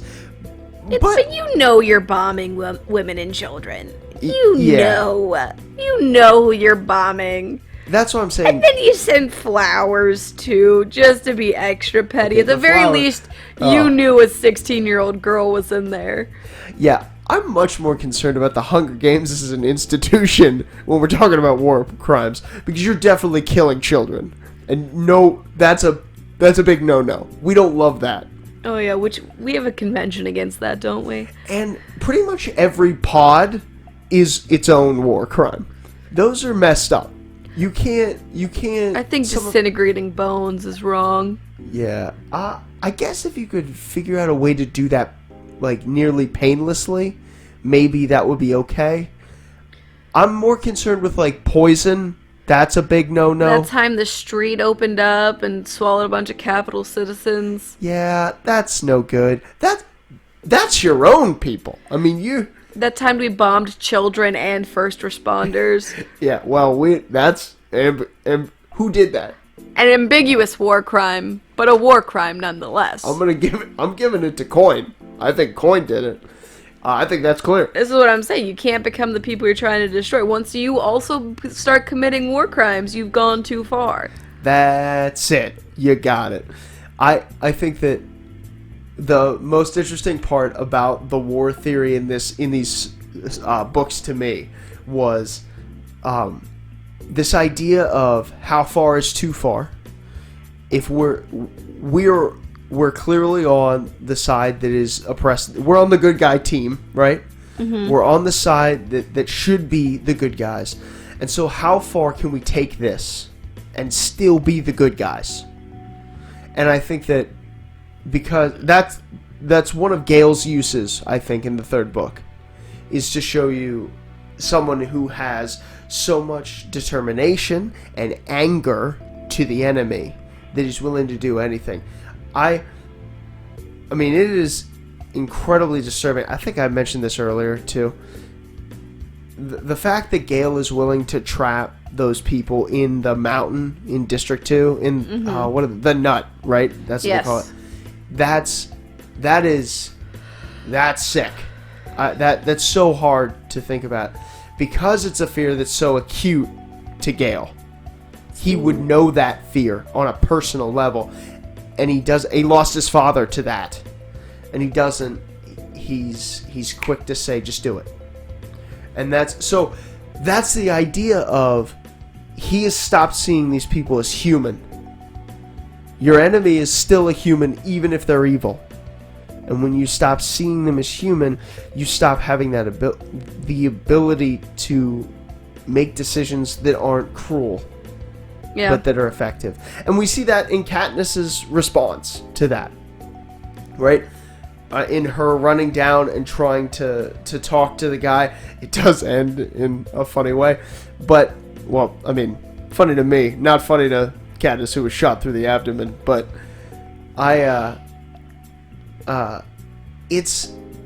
she is the barometer. Right? And that she serves as a great meter to say, okay, she clearly is rebellious. She wants the capital down. She has a personal, almost, vendetta against Snow. So she's got a lot of fire in this game. She's not passive at all about that. She's active in that. But she still can look even at the enemy and say, no, this is wrong. We can't do that. Right? And ultimately, she gets burned bad by that. When the bombs go off and Prim dies, she loses who, for most of the story, has been her main source of protecting. She wants Prim to be safe. And it's because you've not looked at your enemy as human. That's why they're able to do that. And while I, unlike you, don't believe that Gale holds culpability for that specific scenario, even though he invented those kind of bombs, I do think it's a show of the consequences of when you've decided to burn everything to the ground to make sure you win. You're going to lose some people that way. Yeah. And both sides do it. I mean, the Capitol, as we talked about, is rampant with these decisions that seem to harm themselves. But that's the prime example of the chickens coming home to roost. And Gale doesn't regret it. Culpable or not, he would stand by it. Yeah, you really, this thing for Gale is just the nail in the coffin for you specifically. His whole reaction is like he's It's bad. still It's in not the good. Conversation of Prim being dead, he still finds a way to make it about how Katniss will never love him. Yeah. Yeah. And so I think this might be an easier question to answer, but when we think about war, when we think about the idea of treat your enemy as human, no matter their evil, right? Mm-hmm. Do you think this is a good idea or not? Oh yeah, you have to remember your humanity. Because if not, I think you lose yours. Yeah. Yeah, absolutely. Yeah, I think this is a good idea. I think it actually does a very good job of talking about that problem. Yeah. One of the other things that I think about that stood out to me in the story is the morality that Katniss shows, specifically as regards debts. And this is actually something I've seen in other stories too, and I'm sure you have as well. But maybe an idea that I don't quite have as firmly in my head. So, as the 10 listeners that we have, as they know, my favorite medium of storytelling is manga, which is all out of Japan. And there is a cultural reality that goes back to the samurai called Bushido that is put a lot into some characters, usually, in manga, right? If you know anything about manga, you probably know at least one character that's like this. And this whole argument of debts is huge, right? You don't want to owe somebody that honor needs to be preserved. And while there's a ton of traits that come from that tradition that Katniss doesn't have, I think one of the things that I found interesting is she does have this like weighing of debts where she doesn't want to be in anyone's favor. And if she is, she literally cannot take certain actions, even if they're for her own safety. For that I would say like Finnick. Her whole early relationship with Finnick after he saves Peeta, every time she's like, I think he's not on my side, she actually stops herself from being ready to fight him because he saved Peeta. And so there's like this economy of debt that she seems to have in her head. I don't know if you had any thoughts about that. It was just very interesting, and I thought it kind of stuck throughout the whole story. That other people would do things for her that she couldn't understand why they would do that, and it was hard for her to cope with that and to try and then pay them back, and to be held back in some ways because she couldn't pay them back. Yeah, I mean, I think that just points to, I think that for her, I don't know, like, there's probably some element of pride there in some regard or some sort of honor, but, like, I think it's really just about, I think it's a survival basic, is she doesn't want to be in debt because she doesn't want to owe anyone anything. She doesn't want to feel any kind of guilt or obligation to care for people when she's already trying to care for her family, and I think that's one of the big things, and I think that's one of the things that makes it so hard for her and Peeta at first, because she enters the Hunger Games in Peeta's debt. There's a debt that is not spoken of and not addressed. And that is that Peeta gives her the bread. And that's the whole thing. Like, Katniss's whole thing is about surviving. And that bread gave her hope. So not only is it like, I can't pay him back for the food he gave me, but it's also like, how do you pay someone back for the hope they gave you to survive? Like, she can't, and I don't think she ever really addresses that for a while. I think they eventually talk about it. I can't remember exactly how that goes down. But that's like a debt that she has to live with, like, quietly, and she, like, seethes under it because she doesn't know how to address it. And I think from her perspective, she doesn't have anything either, so she can't give anything back to him in this way. But I think it ultimately goes back to, like, her biggest thing, which beyond not having debts, it's just surviving. And to survive, she needs to carry the least amount of weight. By that I mean, like, in physical people, because she's got Prim and her mom, and, like, that's kind of her thing.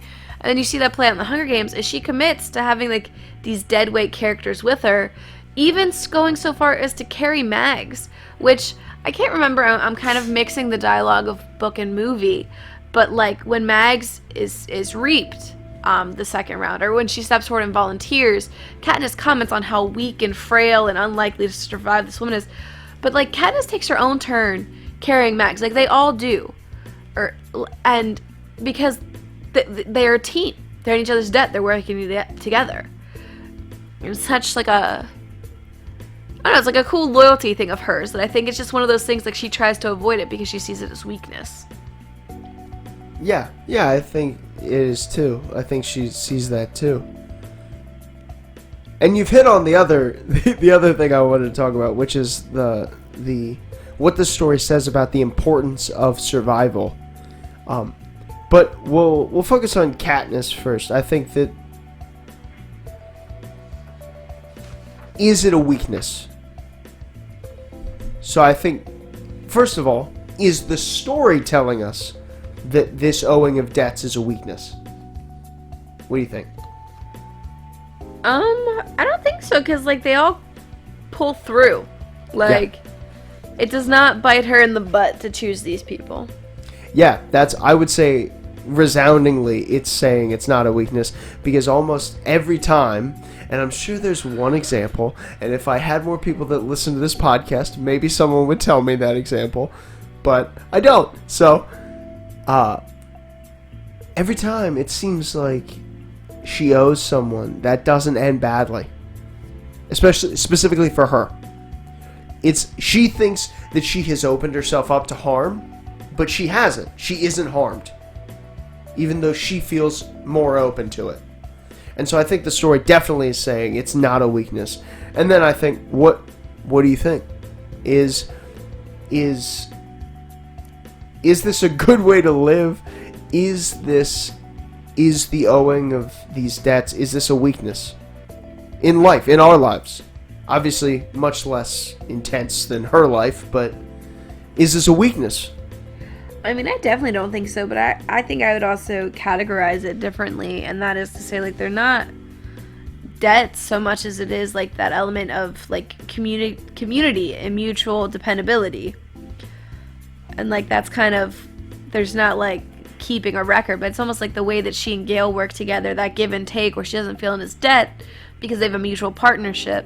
I think it's just the community and the working together. Like, you supply different things, but you all contribute to a common goal. Going back to, like, your point about having a society in a way, like, it's just people being able to depend on each other. Yes. Yeah. I like that. Yeah, it's definitely not a weakness, I think, in our world. But let's talk about survival real quick before we end this section, because I think that's, as you said, this is a big part of Katniss's character, is this need for survival. What do you think the story says about the importance of simply surviving? What do you mean? So, I think Katniss, for a lot of the story, has this idea that, or this drive to survive, to keep everybody alive. So to keep everybody important to her alive, right? So her, Prim, and to a certain extent her mother, And you might put Gale in there, but I think she views him as less a burden and more a partner. Right. In this game. And maybe Gale's family, you know what I mean? The people important to her, they've just got to live. We're trying to just get them to survive throughout the day, every day, and we're satisfied. What do you think the story says about? Is this vital? Is this as vital as Katniss thinks it is? That everyone makes it, no matter what. It's kind of hard because it's a little nuanced, I think. Yeah, that's complex to parse out. But I think there's like a level of morality. I think if you presented Katniss with the train on the tracks debacle, do you let the train hit just Prim, or do you have the train hit 10 people? I think she might choose to let it hit just Prim. I think she. Whoa! I hard disagree. You know what? Let me. Look. She's absolutely killing the other people. I'm thinking and I'm speaking at the same time, but I think that's like a line of what separates Katniss from Snow, and getting into that idea of not being like the people you're fighting against is like, yes, but to what cost? There has to be a cost too high. So maybe in that specific example, I don't know, but I don't know that Katniss would be so flippant with other people's lives. So to that I say, she would sacrifice herself in any way, in anything, to keep Prim safe. But would she sacrifice someone else for Prim? I'm not certain. I definitely think she would. I think that she would kill every other human being on the planet to keep Prim alive. I think she'd be willing to do that. Especially at the very beginning. As we get through the series, I think less and less. Because Katniss is exposed to more of the world. She has these encounters with people like Rue that really move her. And they're people that she barely knows. And so I think that as it goes on, you have more of a chance that she has a more nuanced view, right? But I think the big thing about survival, I thought, when I read it, is she's so concerned with keeping Prim alive, with keeping the people she cares about alive, and so flippant about her own life. This is what I think the story is telling us. This is a bad call. And I think one of the clearest ways to show that is Prim dies and Katniss continues to live. And Katniss has a life that is, as we talked about earlier, at the end of the book, is it's hard. There are days that it's hard. Mm-hmm. But it's worth it. And she ends up having these kids with Peeta. It's worth it. Yeah. It's worth it that she survived this. And even the most important person in the world to her being taken away, still, it's worth it to live. It was still worth it to live. I like that moral. I like that. I think that's a good way to look at life. Because life is hard a lot of times. And I have a pretty good one, I would say. And sometimes I have hard times. As I'm sure you do. As I'm sure everybody does. Life can get hard, but it's worth it to keep living. And I think that's a good thing to learn in maybe the most tragic way possible. Oh yeah, for sure. But no, that is definitely a solid moral. I would agree with you there. Yeah, and I really like, and there's little things that show you that, right? Finnick, who's been terribly abused, does end up getting married and has at least a little bit of this actually good life with Annie before, ultimately he dies. But that's still good. He got good. He got some good out of that. Yeah. And when they put together the book, Peeta, Katniss, and Haymitch put together that book, there's good in the fact that these three very hurt people are still alive. Yeah. And they're still grinding through life. And it's worth it. And it's kind of beautiful. to me. I really like that. Yeah. That's one of the great things. Yeah. So, Shania, anything at all about the Hunger Games that you want to say before we wrap this podcast up? I think we kind of ran through the whole thing. I mean, it was great to talk about and get into it. Like, I love the series. I love how much there is in it to discuss. It's good. Yeah. Thank you for coming on. Thank you for doing this with me. You're my wife, so you're kind of like voluntold, but I still love that you're here. And I'm happy to be here.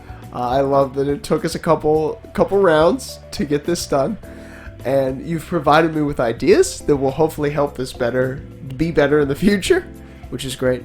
So thank you. I really appreciate this. Thank you for introducing me to the Hunger Games in this way. I mean, it was very impactful. For me, it was a great story to read. Well, after the movie ruined it for you, I had to show you the right way. I had to get the book in Yeah. here. It was a whole different experience. It was crazy different, and it was really great to be able to get into it and be able to talk about it with you. Was awesome. So thank you for coming. You're welcome. Absolutely. So next month, I'm gonna talk with one of my friends. We've been friends for a long time. Named Caleb, and he'll be on the show, and we're going to talk about the original Hellsing anime. So not Hellsing Ultimate, but the original 13-episode anime. So much less material than we covered this month. But I'm excited to get into that. I've never seen that show. I've read some of that manga, but I'm very excited to get into that with him. So I'm excited to do that next month. But ladies and gentlemen, thank you for listening to Life's Legends. Please like and subscribe, comment on this video, and until next time, savor your stories.